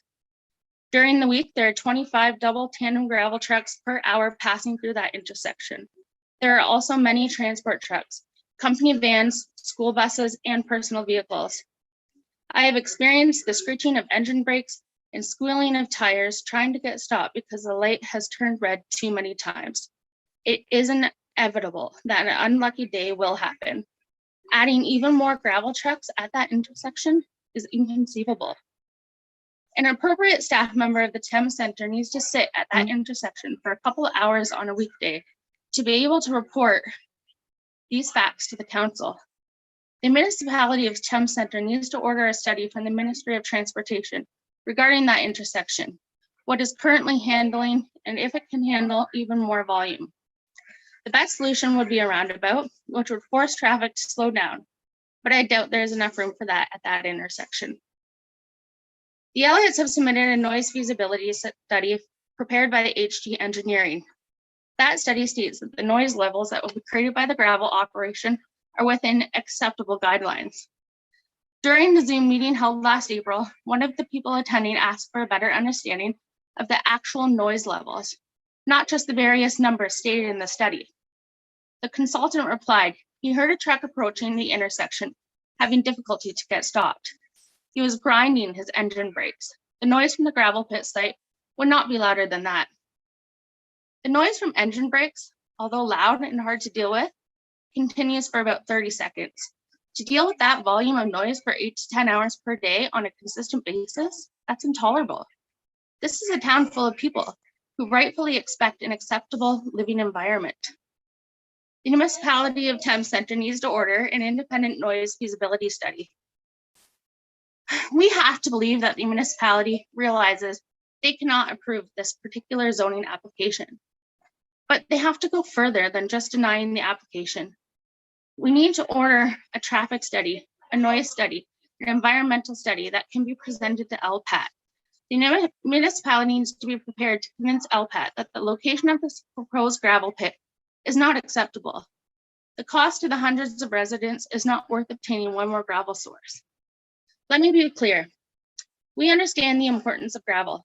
Currently, we have many other gravel pits in close proximity that are not at the main intersection and entrance of our town. Is this really the only source left in Thorndale for gravel? Are there no other properties containing gravel? We can spout various sections of the Act, but again, we know that there are many other locations surrounding Thorndale containing gravel, ones that aren't at the entrance of our town, school, and communities. I thank you for taking the time to listen to our concerns. And realistically, I could go on for hours about not only our health, the noise and traffic, but so much more. And I realize we don't have time for that. It really comes down to whether or not, with your approval, you, Thames Centre, will take responsibility for the potential impacts the gravel pit will have on our lives and health. Thank you so much. Thank you, Jamie. And thank you for taking the time and being with us tonight. And we'll move on to the next person.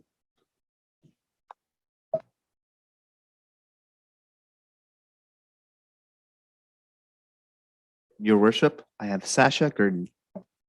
Okay.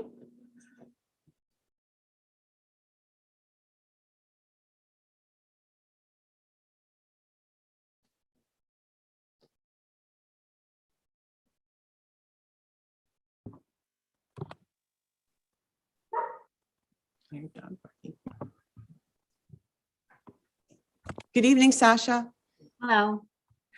Thank you for joining us. And whenever you're ready, you may go ahead with your presentation. Sure. Thanks for listening to our Concerns Council. My main concern is as a mother to children who attend West Missouri Public School. It was mentioned the proximity of the gravel pit to our school, and that certainly there are other local gravel pits that are proximal to residences. However, my concern isn't just the proximity, but also the westerly winds. Also, I do as well understand the economic benefits of a gravel pit. However, to me and to many other parents, the health of our children cannot be at stake for economic gain. Our school board has a policy to uphold. It's called Bryan's Law, and it stipulates that strategies must be in place to reduce the risk of exposure to asthma triggers for children in classrooms in common school areas. And certainly exposure to dust that will be maybe mitigated but not altogether prevented will only increase exposure to triggers. We have enough students with asthma who have reactive airways, who play outside, who like to breathe deeply, who try to participate in cross country and cannot already because of their airways. And when they have the risk of breathing in even more dust, we are failing our children. Certainly, particulate matter is harmful to our respiratory health and our health as a whole, particularly to children. So I ask you, council, not to enable this gravel pit, to pick the health of our children, to help our schools to uphold Bryan's Law. Bryan's Law is in place to protect all of our children, and our board has a responsibility to protect our children's health, as do you, Council. Thank you.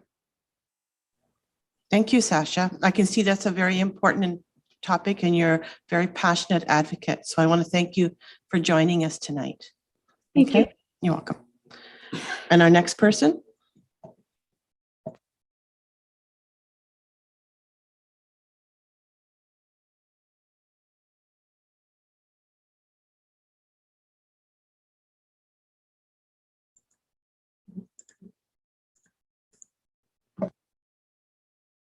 Your worship, I have Darlene Brisbane. Okay.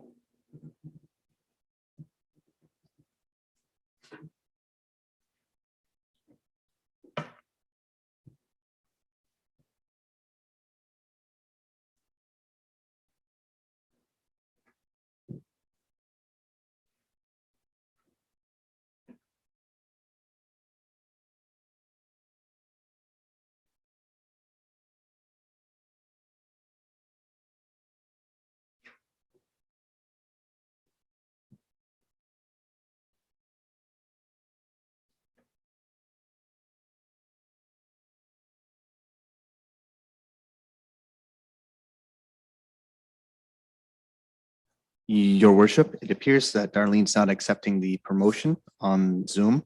May I suggest going back to Christine Will to see if Shane Will's there? Sure. Thank you.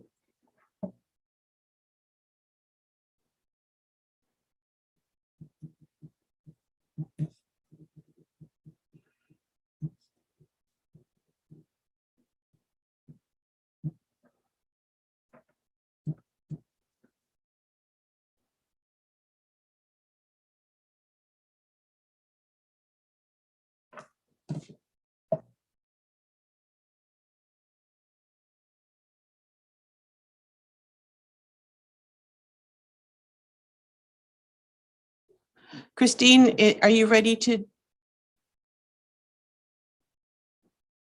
Oh, Christine, just unmute yourself.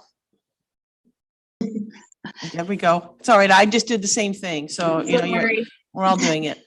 That's right. So, you know, my husband's not home. That's okay. He just texted me and said he's going to be another 30 minutes. So, okay. Yeah. I do have a lot of concerns. I am really nervous about this going in across the street from my home. We moved here to get away from noise and pollution. I'm a new resident to Thorndale, and we were very excited, you know, to have our children have a healthier lifestyle. I have one child that does have asthma, and my husband had pneumonia years ago, so he's left with one lung, and he can't even be around anyone who smokes, let alone, you know, this is going to cause pollution and dust in our area. And I literally live across the street. So I'm very concerned about our health and the noise. I mean, I do a lot of work from home. My daughter is doing online schooling for university right now. Who knows how long that's going to last, but still, like, we are home a lot. We love the outdoors, and we have a pool and a hot tub, like, you know, and all these things that we love to do. And now we're going to have to worry about noise from 7 till 7. Like, that's a huge concern. And then to do it on Saturdays, and why you're not even, I don't understand the hours of it. I understand that you are probably going to go through with this. So I feel like we should, you know, have a happy medium here and work with the town and at least restrict the hours that you're operating. So when we want to go outside and barbecue and enjoy the outdoors as a family, we're not hearing this noise. Those beams are not going to take away noise. It's just not possible to, like, we're still going to hear it. There's no way. So I guess those are my main concerns. Our winds here are crazy. I didn't expect that living in this area. Like, but I mean, it's manageable, but if you have dust flowing in this way, it's going right into our homes. It's so that's a big concern. How long is this permit good till, and does it expire? Like, when does it expire? Just a few of my questions and concerns, and I really hope that you consider everything that we're trying to discuss with you. And that's it. That's what I have to say for now. Thank you, Christine. And I think the information regarding the permit would be on the the application already, I think was a 5-year application, but correct me if I'm wrong.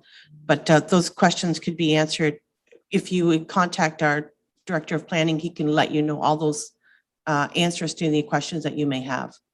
Okay, thank you. Okay, thank you. Thank you for coming on. Do we have Darlene back, Ellen? Your worship, I'll see if I can get her to connect.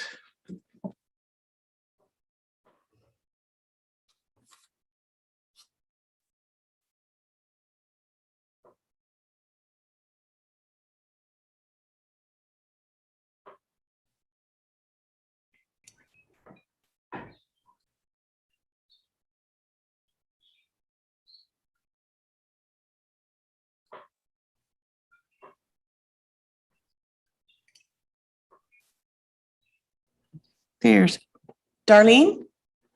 Hello. Hello. The floor is yours. Go ahead when you're ready.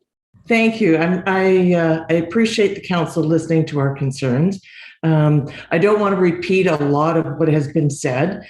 I do want to notify that the council that there are many people, many people that I've spoke to that have never received a response after we wrote our complaint letters or our concerns back when we had the meeting in April. And I'm one of them. I've been dutifully checking my mail and there's been nothing. So I did resubmit to Mark Bancroft, and I appreciate Mark promoting me to this meeting. But I think I share the concerns that you've heard already. I think it should be noted that it is not just Thorndale Road that will be impacted by the traffic. Missouri Road itself already has many gravel trucks, and a lot of them are the tandem that come up from Dundas Street or Highway 2 that go right through the town further north. So the traffic will surround us, and the Y Creek subdivision, which is where I live, is very close, but I also know that the current subdivision that's under construction on the southeast corner is also going to have many homes that are going to share the same kind of concerns. So again, I appreciate you listening to our concerns, but I will spare you the pain of having to listen to us repeat ourselves. But I would like an answer to the email that I sent originally back after the April meeting. Okay, thank you, Darlene, and we do appreciate the attempt not to be repetitive, that's for sure.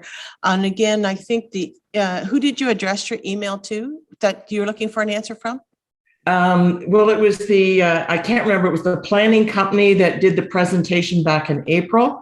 We were provided at that meeting the addresses. I'd have to look it up, and I don't want to waste your time now. I could certainly let Mark know, because I took the same memo and sent it on to Mark last week. So I just don't remember who it was, but it was the planning company that presented on behalf of the Elliots. Okay, Darlene, I see Mr. Finlater's been waving his finger at me, so I think he might want to add something. Okay. Thank you.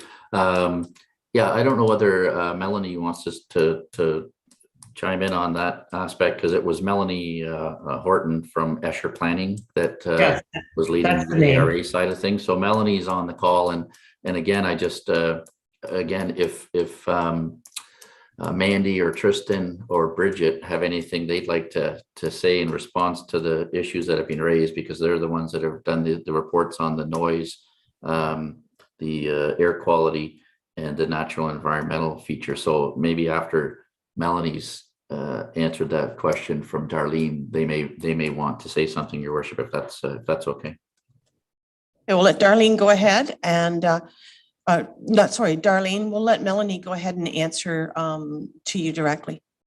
Thank you. Sure. Thanks, Your Worship, and hello, Council and everyone this evening. Yeah, the responses that Darlene's referring to are letters that were sent in as objections or letters of concern under the Aggregate Resources Act process. The majority of those, I think with the exception of 4 or 5, came in by email, and responses were sent out to everybody who registered an objection in July. So if some of those have not, get caught up in spam filters or something like that, I can certainly resend what's already been sent. But I've got I was checking my spam folder. There's nothing there. And I certainly am not alone. There's a number of people that are part of the Thorndale group. And there's been many that said they never received it. Now, we did hear from a couple that did, but not everybody. So I appreciate that. And what I have on my end to document that the responses have been sent is the record of those emails going out. And I don't have a record of a not received or sent back. So I can try to resend them. That's the best I can do. Thank you. Okay, and I think that information as far as contacting Melanie is available, Darlene. So if you can't find it, please let us know and we'll help you with that. Thank you. I will resend I'll forward you my original email, Melanie, because I recognize your name, so I know it went to you, and I didn't receive it back either. So, and I copied, there was 2 or 3 other people on that email. So I'll resend it to you so you can see my original date. Yeah, and just for everybody's benefit and for the benefit of council, the importance of that list of names under the Aggregate Resources Act process is it gives anybody who's corresponded with me, including Darlene, even though she hasn't received the response I sent back, and a copy goes to the Ministry of Natural Resources. That puts all of those individuals or people who wrote in on record as official objectors to the process, and it gives them special status should there be a hearing under the Local Planning Appeal Tribunal in the future. So the names have all been recorded of everybody who wrote in and compared and cross-referenced with the same list that the Ministry of Natural Resources has. So we have a document now saying who's written in, and we can share that with Mark certainly, just so he's aware of who's on that. Okay, right. Thank you. Okay, thank you, Darlene, and thank you, Melanie. Alan, do we have another person waiting to come in? It's possible, Your Worship. Just checking the log. Okay.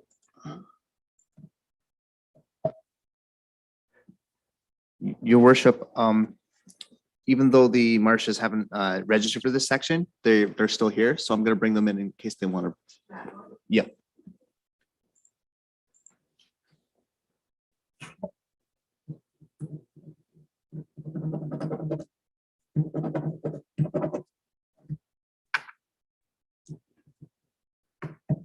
Hello, we're not going to waste anyone's time here. Everything, sorry. Thank you for letting us speak. Everything that was mentioned earlier before is our concerns as well. So we're not going to repeat ourselves here. And we didn't get any notices either. Yeah. Okay, that's great. Thank you very much. And Alan, do we have anybody else?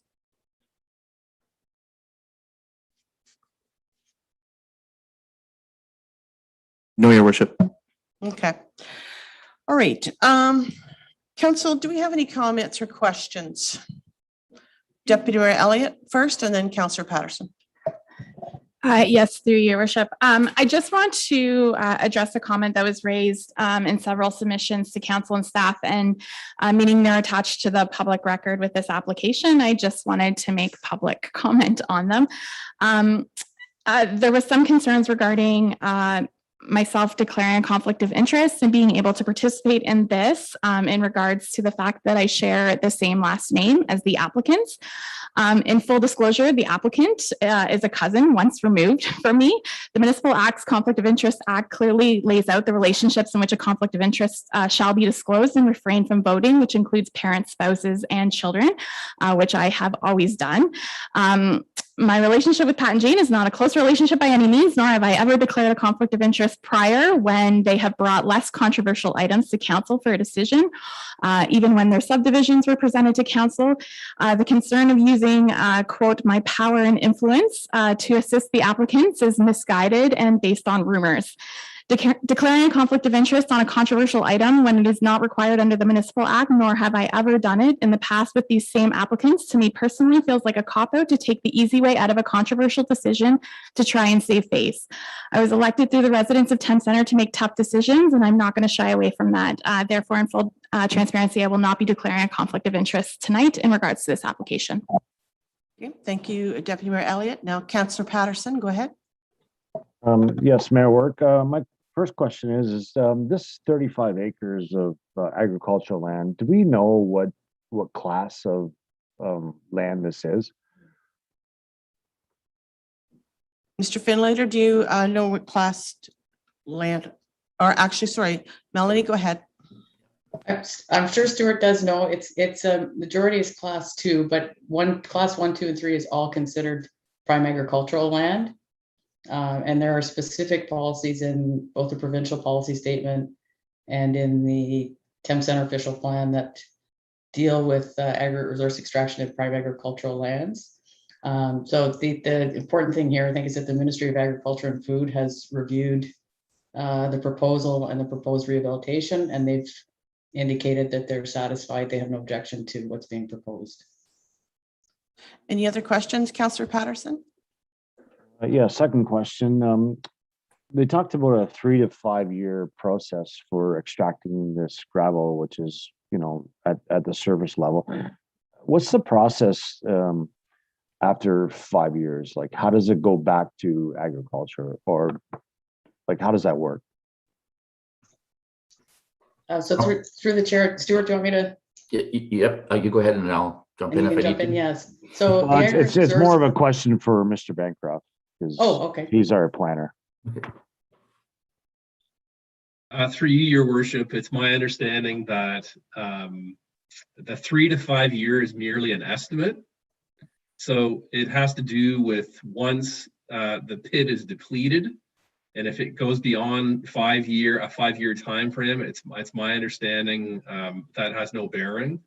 But at the end of the day, should the license be issued, there's a requirement to, once the aggregate is depleted, that it gets rehabilitated back to an agricultural use, back to the rehabilitation, the approved rehabilitation.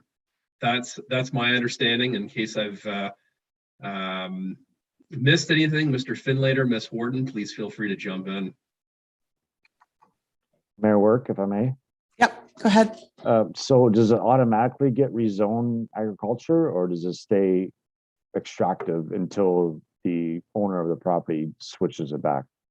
So through you, Your Worship, in terms of the zoning, it basically remains an M3, an extractive industrial zone, until you know, the license is surrendered and we have rehabilitation back to an agricultural use, and then we have the property owner then approach the municipality to rezone the land.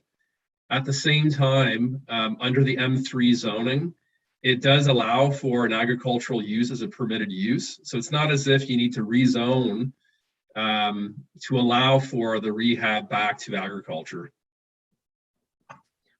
That answer your question, Councillor Patterson? Yes, and I have one more question, if you allow me. Go ahead. Christine and Sasha talked about their family issues with asthma, and maybe the agent or the owners of the property can talk about or reassure the community about this dust and stuff that's coming, you know, from that property, just to reassure them. Through the chair, I can maybe suggest Bridget Mills could provide some information for everyone's benefit in terms of air quality and dust impacts from gravel pit. She's an air quality engineer who's looked at the site, and in particular has looked at silica. But we certainly appreciate that's been probably the most the concern we've heard the most about this proposal is a very high level of concern with silica and with dust. So Bridget, if you give her the floor, she can give you her expertise. Okay, welcome. And thank you, Bridget, for coming tonight, and go ahead with any of your comments. Very much. Good evening, Your Worship, and members of council and members of the public. So just to give you a little bit of background, so I was not involved in the project right at the beginning, but through Melanie and Stuart, I was asked to provide some information as they started to receive public comments.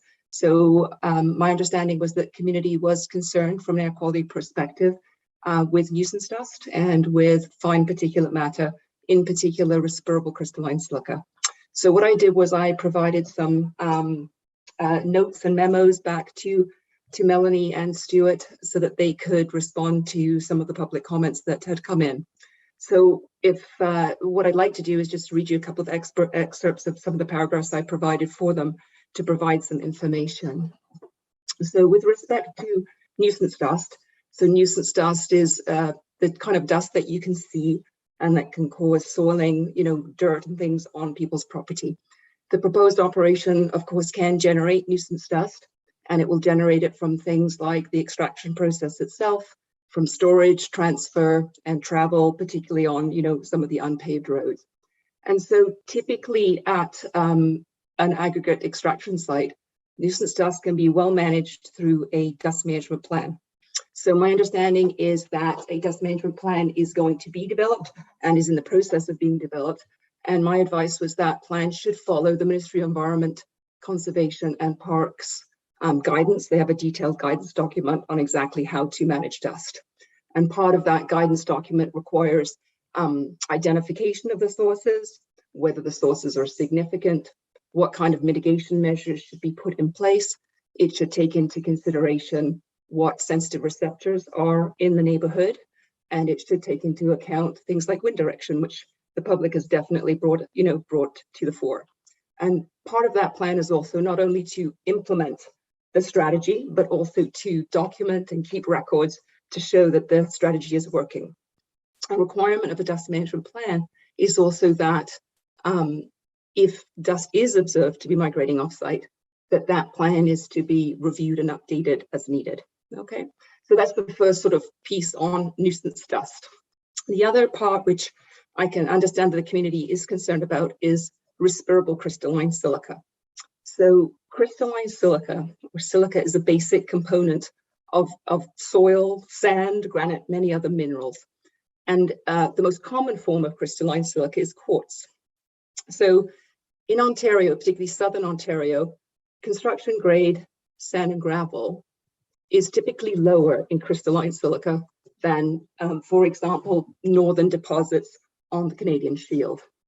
So at my request, the applicants did test and determined that the crystalline silica in the deposit is typical of Southern Ontario. It's quite low compared to Northern Ontario types of sand and granite materials.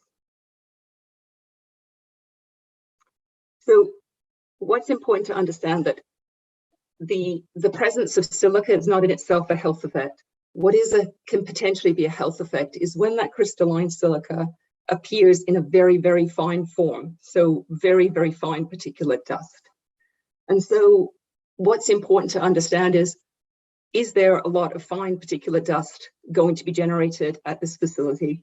And I think it was Ms. Chant that identified that really the primary source of very fine crystalline silica is the crushing operation.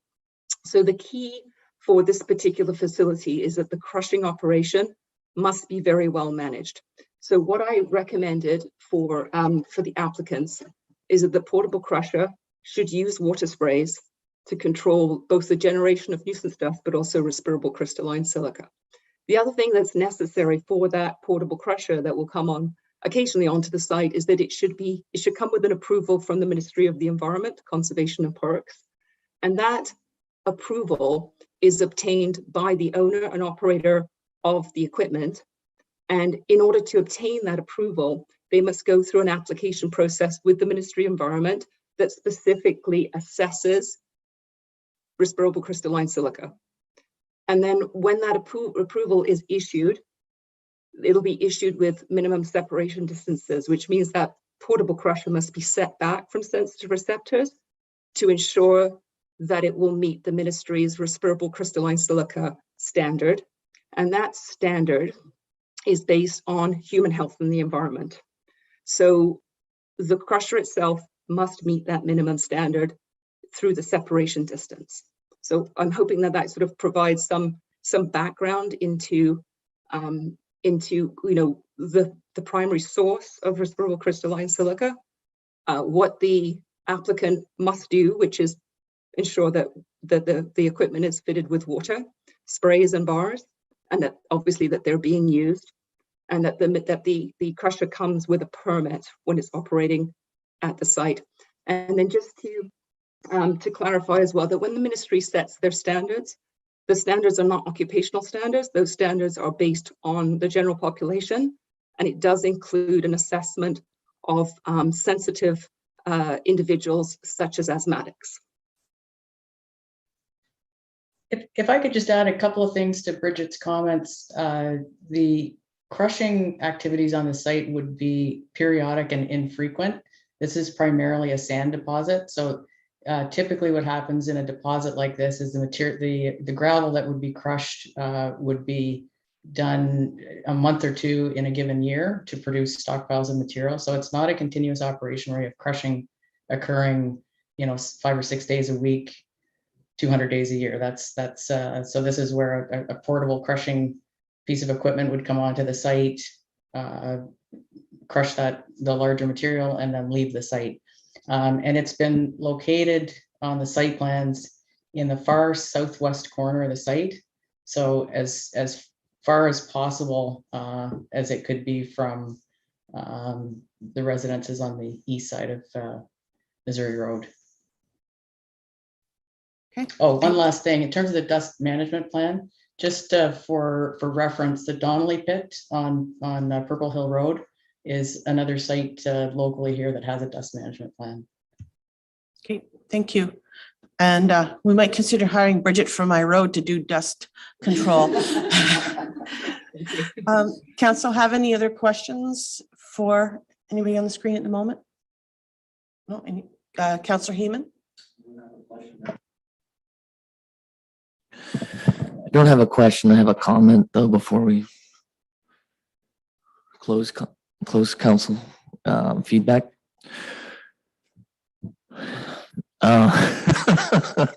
So obviously, as councillor for Ward 1, I've lost a significant amount of sleep over this matter. But so that said, I do want to put some things on the record, and but before we go back to council. So since the start of this application, I've envisioned council's role in the process to act fairly on behalf of all members in our community to help ensure a process where we observe the rules set out by the Aggregate Resources Act, the Planning Act, and to work to channel and consider community concerns and priorities. I would like to commend the community and the applicant on their engagement in this process. This is a proposal that has certainly ignited passions within the community. The advocacy and outreach has shown to be one of the better examples of respectful disagreement that I've had the opportunity to observe. This is a strong community that cares deeply about each other. The concerns and responses reflect this care for our community by all parties. It is our common humanity that we must all not lose sight of in these difficult and stressful times.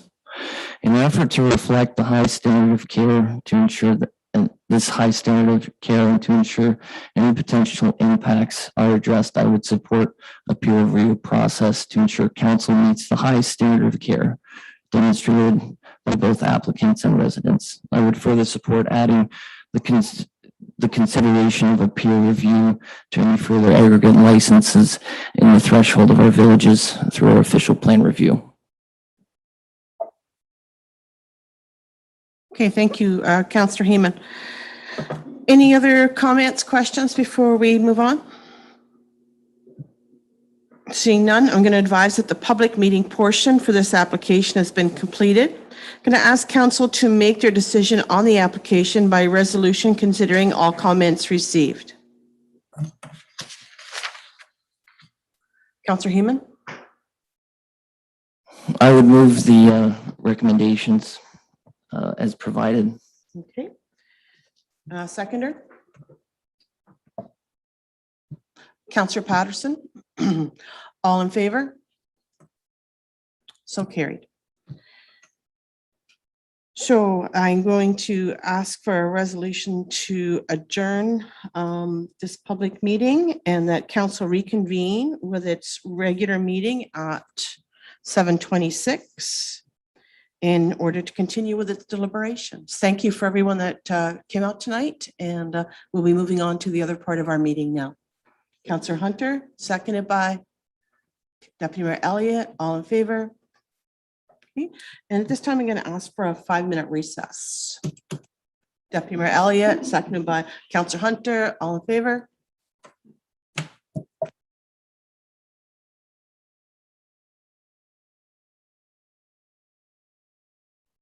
Is that carried? I'm assuming it is. Okay. Apparently it was urgently carried, Council. All right.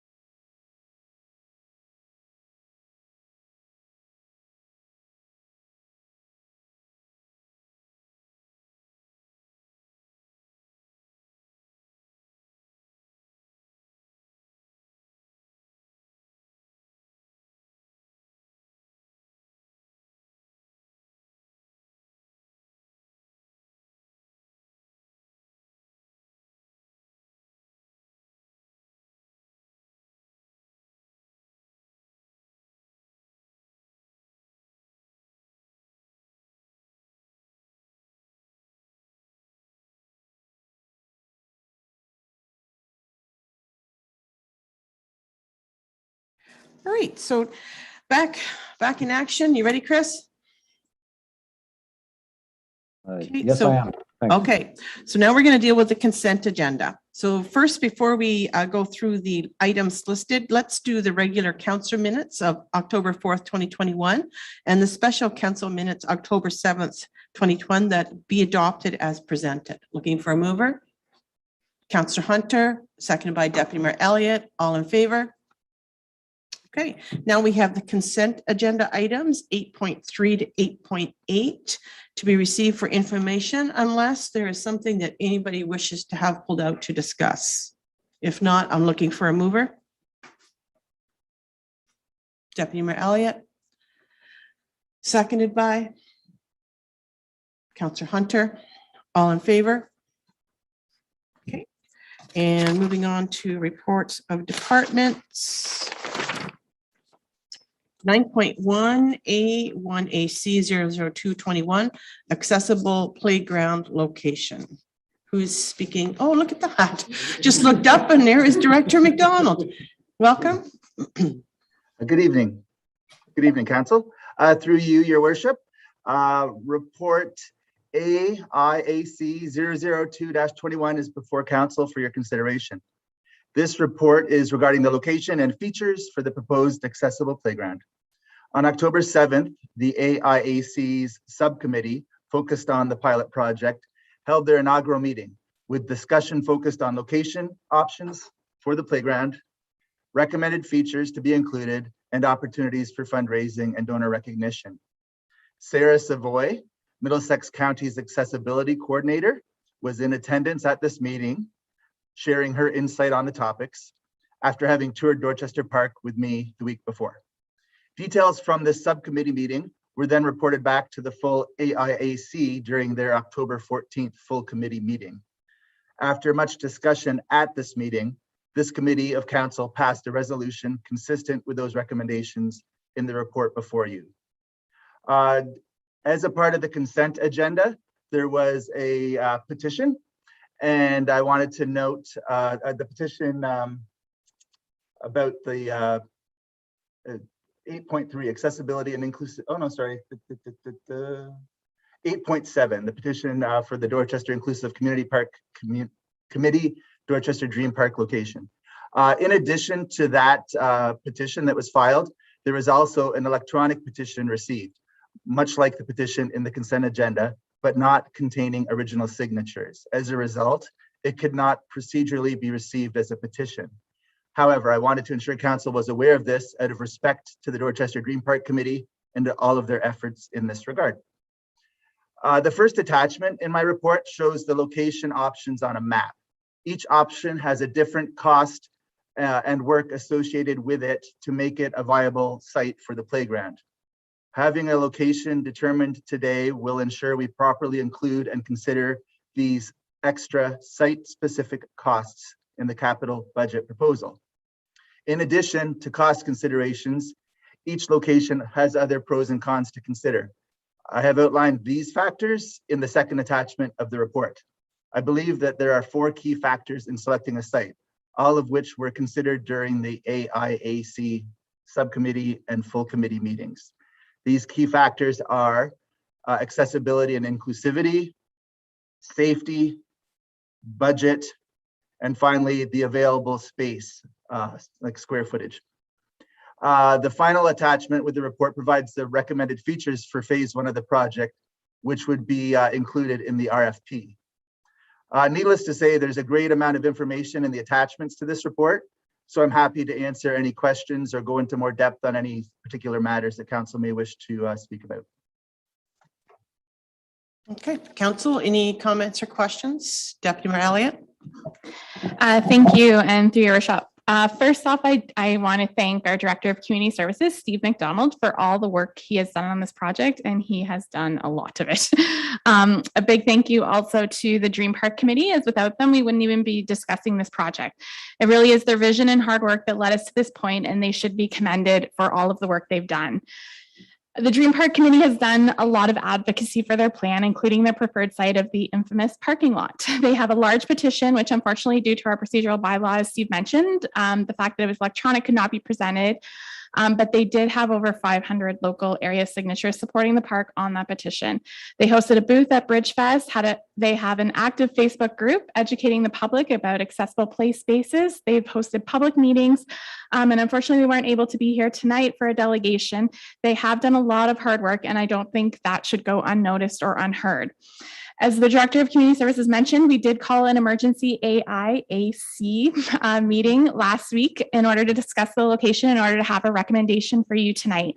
I want to acknowledge that it was a very thorough and well thought out discussion with our committee going back and forth between both the parking lot and soccer field locations.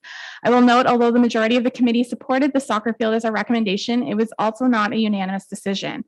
I strongly believe that both locations do offer something different that the other does not. And at the end of the day, we cannot create a park that is perfect for everyone, but we can do our very best to create a park that is suitable for everyone and perfect for as many as possible. I will note that even though our recommendation of the soccer field, there are requirements that the committee suggests in order to make this location more suitable, which includes an accessible entrance from the flight exec's parking lot to the south, making the walking paths more accessible with features such as low vision markers, a safe crossing from the park to the flight exec center for use of the bathrooms and covering. And just to note that those costs will be included in C's budget as site costs when it comes to council at budget. And I just want to say at the end of the day, no matter where council makes a decision to have this accessible park in, I'm confident that we will make it, it'll end up with a fully accessible park that our community will enjoy. And it's my hope that the Dream Park Committee will remain active throughout this process alongside our AIAC committee. Okay, thank you, Deputy Mayor Elliott. Any other comments? Councillor Patterson. Yes, Mayor Work. All our under the AODA Accessibility Act, all our parks are supposed to be accessible. So I'm still trying to understand how this park is different than what all our parks should be. And maybe someone can answer that for me and help me understand that. I think the one who gets paid to do this stuff can answer that. That would be Director McDonald. Go ahead. Thank you. Good question, Councillor Patterson. So right now, as it stands for specifically with playgrounds, let's start with playgrounds. The current standard at the county level, the county has an accessibility committee. And so they have provided input and have goals. And for any playground any new one that we build or construct, or any existing one that we renovate, there has to just be a certain percentage of the features on that playground that are deemed as more accessible features, as opposed to just traditional playgrounds, which may not be able to be enjoyed by someone in a wheelchair or with any other limitations or challenges. So that's the current standard for playgrounds. So to go to that standard does not go to the extent of this proposed project, which is where all of the features at the playground, at the accessible inclusive playground, will have features. Each one will be designed to accommodate more people than a standard playground. There is not necessarily any one playground feature that's good for one and all, as different people have different challenges. However, all of these features that they've recommended are ones that accommodate more than an old-fashioned playground, I'll call it. As for parks, all of our parks, again, as we do anything new in a park, then we have to make sure it's the current AODA standards. But the AODA standards to this point don't require anyone to go back and rip anything out that's not to the current standards. Similar to a lot of building code things, it's whenever you do anything new moving forward, it has to be to the new level of standard. So there's still room for improvement in that regard too. Any other questions, Councillor Patterson? Yes, Mayor Work. In terms of the location number 2, I've talked to some people in the community, and some on the east end, like where number 2, and some on the west end, like the parking lot. And one of the issues that they've discussed is that the pathways in the park are not accessible, and people with challenges can't navigate those those pathways through the park to get to either location 1 or location 2 or location 3. So is there a plan to figure out how to make that happen so everybody can access this if this park happens? Go ahead, Steve. Thank you. Yes. Currently, yes, there's definitely opportunities for improvements there. I've been working ever since I got to meet our new county accessibility coordinator. She has been helping me to confirm who we can partner with to do proper studies of our pathways and find out what we need to do to bring them up to standards. Definitely for any location in the park. Right now, our existing pathways, walking paths, may not be suitable or safe for everyone to use. So, and that's regardless of which location we go to. But there's definitely room for improvement, and that's definitely something on our radar. And so for starters, if council was to select site number 2, and if it was then to be approved in the budget, because there's still a couple steps there, then definitely one of the first orders of business is improving the accessibility right around the playground. And then I could see us kind of fanning out from there. Firstly, making sure it's fully properly accessible from the parking lot, just like we would have to do at site number 1 if council was to go with that location. We'd want to make sure accessible access from the roadside sidewalk and the parking lot there. Likewise, for site number 2, the soccer field, I would want to ensure, for starters, that we've got safe access from adjacent areas, and then fan out from there so that eventually people can walk from any corner of the park or the property and get to the playground on accessible standard walkways. Any other questions, Councillor Patterson? Yeah, one more, Mayor. Okay, go ahead. Unless other council members, I'll give everybody else. You get yours all out of the way, and then I don't have to look up anymore. I can look sideways again. Okay. With regards to the soccer pitch on site number 2, what's the usage of that particular feature that we have? Go ahead, Steve. Yes, with regards to that, that's a good question. I had the same question and looked into it. So the soccer field was used a little bit more this year due to safety concern with one of the soccer fields at the Orc, which is being addressed. So otherwise, like last year, last year's not a good indicator with COVID, but in previous years, that field is hardly used. So it won't be a loss or cause a strain on soccer needs. Okay. Any other comments, questions? Just going to say that it sounds like a very exciting project.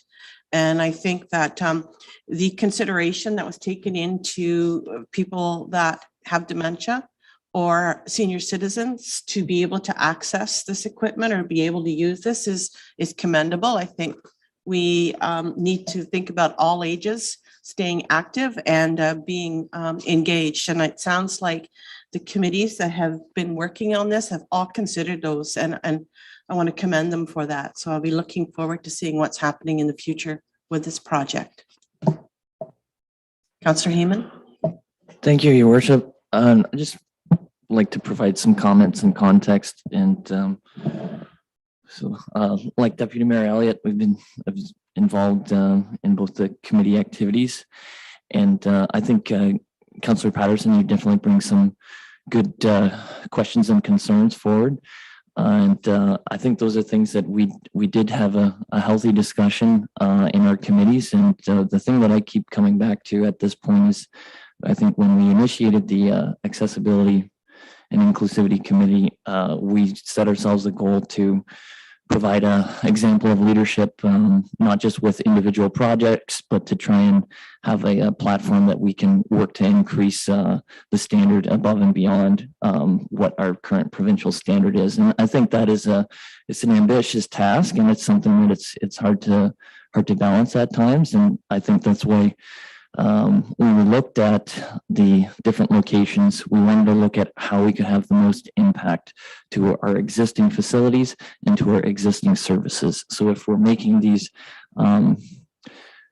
new upgrades, or we're incorporating a new standard of accessibility, that we're able to get the most cross impact with that investment. And I think that's one of the things that lended itself better to location two, as Mayor Warwick has alluded to. There's the proximity to the senior center, but there's also proximity to our year-round washrooms, which was something that it was a consideration that was highlighted by the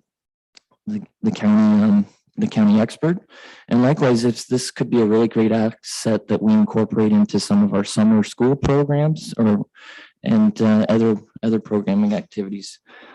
So likewise, when we look at, I firmly agree and believe in the idea of the Dream Park, and I think that idea is something that we can work to implement, not just in this particular instance, but across all of our other parks. And by working at this location, I think we can have a much greater impact with our limited budget dollars. And that was one of the things that tipped the balance personally.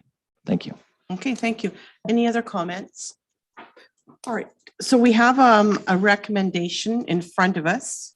And one is to receive the report for information, and that council directs staff to determine a cost estimate for budget consideration of this project based on the proposed playground being developed at location option number 2. And that council directs staff to obtain estimates for budget consideration, taking into account the playground features initially proposed by the Dorchester Dream Park Committee and subsequently supported by the Accessibility and Inclusivity Advisory Committee. So that's the motion in front of us. I'll move that motion, Mayor Work. Okay, Councillor Patterson moved, seconded. Councillor Hunter, all in favor? So moved. I just want to remind everybody that we will be going past the curfew, so I'm going to need a motion to take us through that. Deputy Mayor Elliott, second by Councillor Heeman, all in favor? Okay, and now moving on to CS 01321, Flight Exec Center Gymnasium water damage. And Director McDonald, it's your great fortune to bring that report forward tonight. Yes, I suppose so. Through you, Your Worship. Report CS 013-21 is before council for your consideration. This report is in regards to water damage sustained at the gymnasium at the Flight Exec Center and the subsequent repair plans and preventive measures to avoid a reoccurrence. On September 22nd, it was a dark and stormy night. And as a result, we had a large rain event in the area, resulting in rainwater coming out of one of the 3 roof drainage cleanout traps located in the gym floor. By all accounts, this is a different cause than water damage sustained in April of 2019 to the same gym. As well, this time the damage was contained to a much smaller portion of the gym, just over 700 square feet. Since the time that I submitted this report, there are some updates that I can provide to council. Firstly, a plumbing contractor has put a camera down all 3 cleanouts in the gym and confirmed no blockages. Also, they have installed new plugs and properly sealed these cleanouts, which would avoid a reoccurrence of what happened in September. Furthermore, I can advise you that the floor replacement is scheduled to take place in the first half of November, with the exact date not confirmed quite yet. Finally, I can advise you that we have determined staff can remove the damaged floor instead of contracting this part of the job out, which will reduce the costs that are shared in the financial section of the report. It'll reduce those costs by about $6,000. So significant savings there on the repairs. As for avoiding a reoccurrence, the 2022 budget will include proposed costs for an engineer's review of this drainage system. With a total cost of approximately $27,000 before HST, since there is not funding available through the Flight Exec operating budget this year, we are recommending that these emergency costs be funded from the tax stabilization reserve. I am happy to answer any questions that council may have at this time. All right, any questions? Councillor Patterson? I know we built this building a few years ago, but there's no warranty on this kind of thing. It sounds like it's not that I want to disparage any builder. Go ahead, Steve. Yeah, not to my knowledge, Councillor, but you know what? I will double check that. That's a good question. But I think the building is just maybe over 10 years now, which may put us past any warranty anyways, but it certainly doesn't hurt to double check. And I think, you know, with that particular night, that was a record rainfall, like a 1 in 50 year event. Hopefully it doesn't happen 2 years in a row in a 1 in 50 year event. So hopefully we'll get that all fixed. Okay, so we have a motion in front of us that council receive the report for information and emergency repair costs be funded from the tax stabilization reserve. And just one more question, Mayor, if I would. Yep, go ahead. Can we hear from our Director of Treasury do we have the money to do this? I'm going to defer that to the CEO. Oh, there she is. Oh, there we go. Ms. Grogan, there you are. And how does this affect our, future tax stabilization reserve? So thank you, Your Worship, and Councillor, for your question. We currently have a tax stabilization reserve balance of just over $2.3 million. So there's considerable funds in that reserve.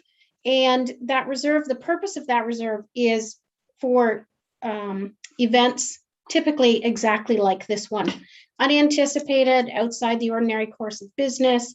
So given that the funds are available in that reserve, we thought that it was the best place to fund the project. Okay, Councillor Patterson. That is great to hear. Those are Okay. in my ears. Yeah, I don't think we're going to break the bank on this one unless Yeah. it rains for an awful long time. Yeah. All right, so going ahead back to this motion, Deputy Mayor Elliott, seconded by Councillor Heeman, all in favor? Okay, thank you.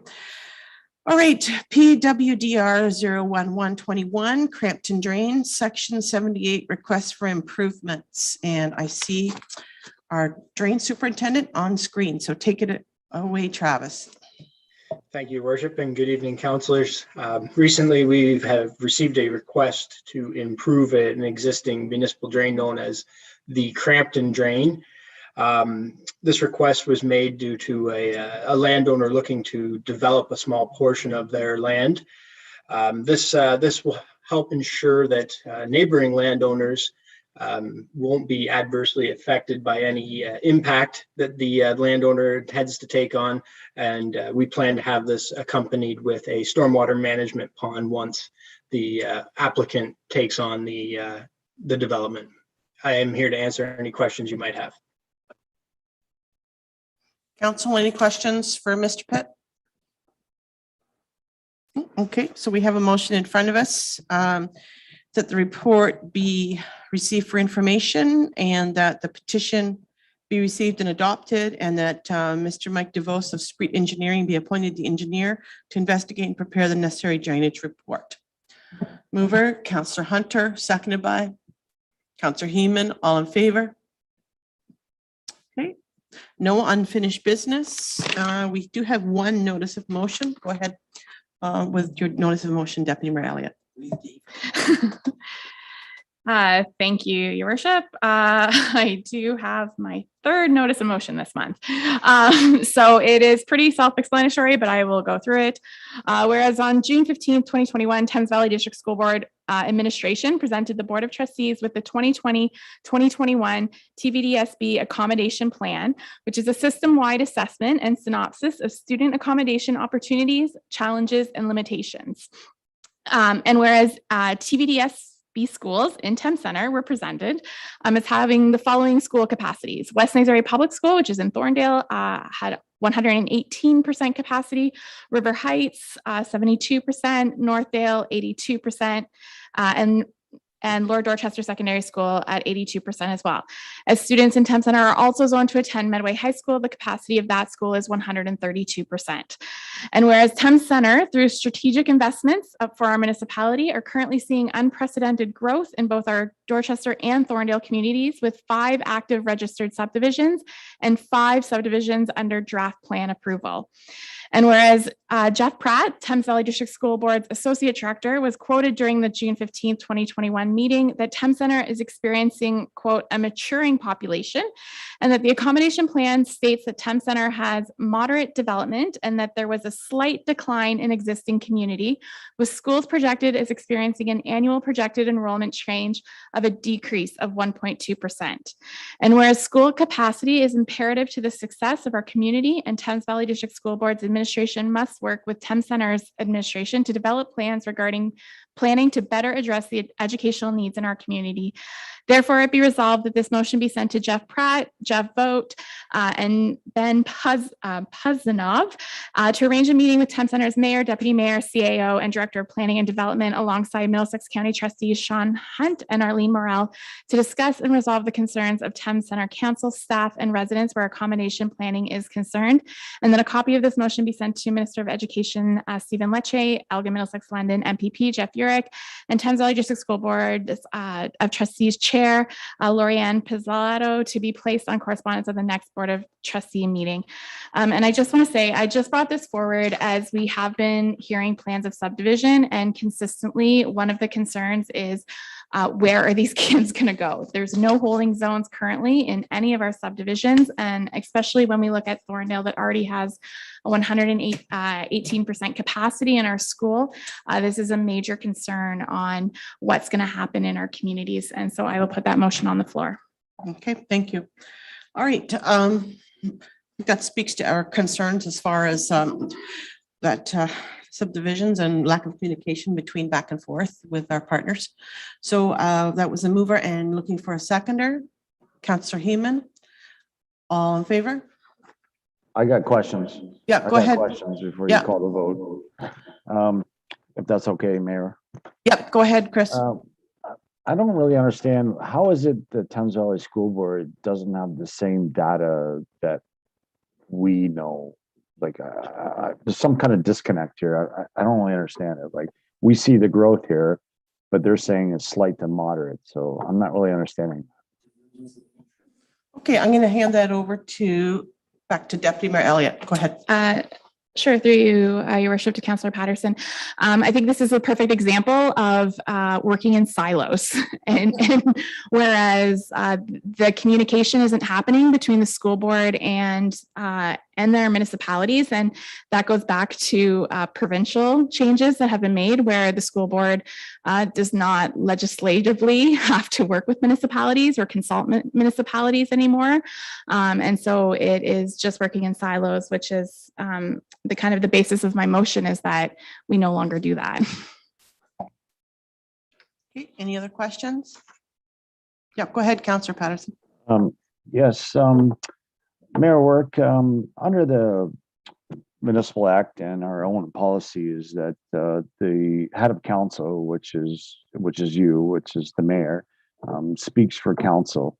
So this motion is saying that both you and the deputy mayor are speaking for council, and I'm concerned about that and where that brings us, because I think we got to protect the office of the mayor, and I don't think that we should be putting forth a motion that says the mayor and the deputy mayor speaks for council. I think the mayor speaks for council. Okay, noted. And I just want to say that Deputy Mayor Elliott and I have both met with our trustees, and that is something that we're both in favor of doing. So I'm in perfect agreement with this notice of motion as it stands. So any other comments? Just one more. That's your prerogative, Mayor, and that's perfectly fine with me. But to put it actually in writing and say the deputy mayor can speak for Thames Center Council. But it doesn't actually say that she speaks for it. She's speaking with it in a meeting that she's prepared for. So yeah, but the mayor is supposed to, and if you want to invite her to the meeting, that's fine. Okay, so I'm going to invite Deputy Mayor Elliott to the meeting that we're going to have, and then Yeah, and we'll then go that's from the there. next question I have. I understand what you just said. You already had the meeting, so. No, why- we why- actually have, we don't have the meeting yet. We actually talked to our trustees. This, if you read the motion again, it goes through all the different people that we want to meet with. Yeah, to And arrange a that- meeting, but I understand that you've already had the meeting. And you just said you already had the meeting.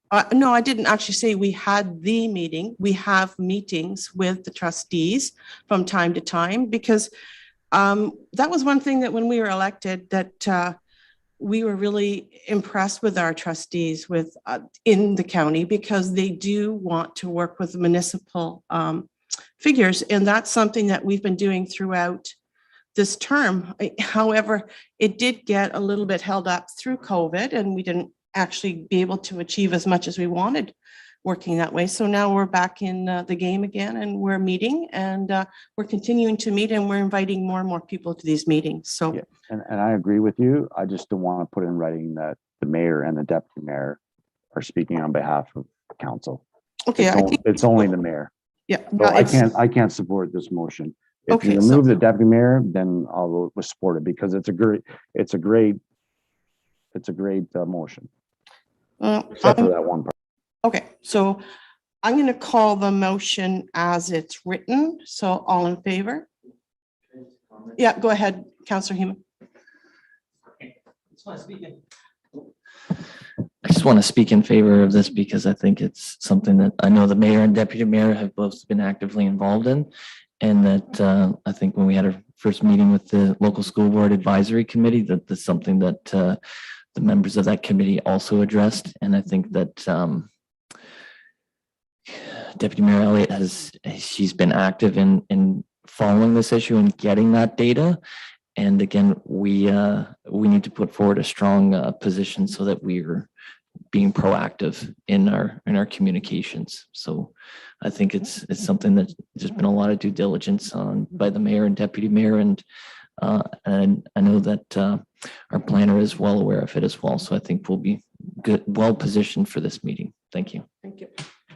All right. Okay, so I'm looking for the seconder for the motion. Who was that? Tom? Okay, great. And calling the vote, all in favor? And against? Okay, noted. And new business, seeing none, no closed session. Okay, bylaws. So we've got a recommended motion that bylaws 78, 2021 through to bylaw 83, 2021 be adopted as presented. So looking for a mover for those bylaws. Councillor Hunter, seconded by Deputy Mayor Elliott, all in favor. Our next meeting schedule, Monday, November 8th at 1 p.m.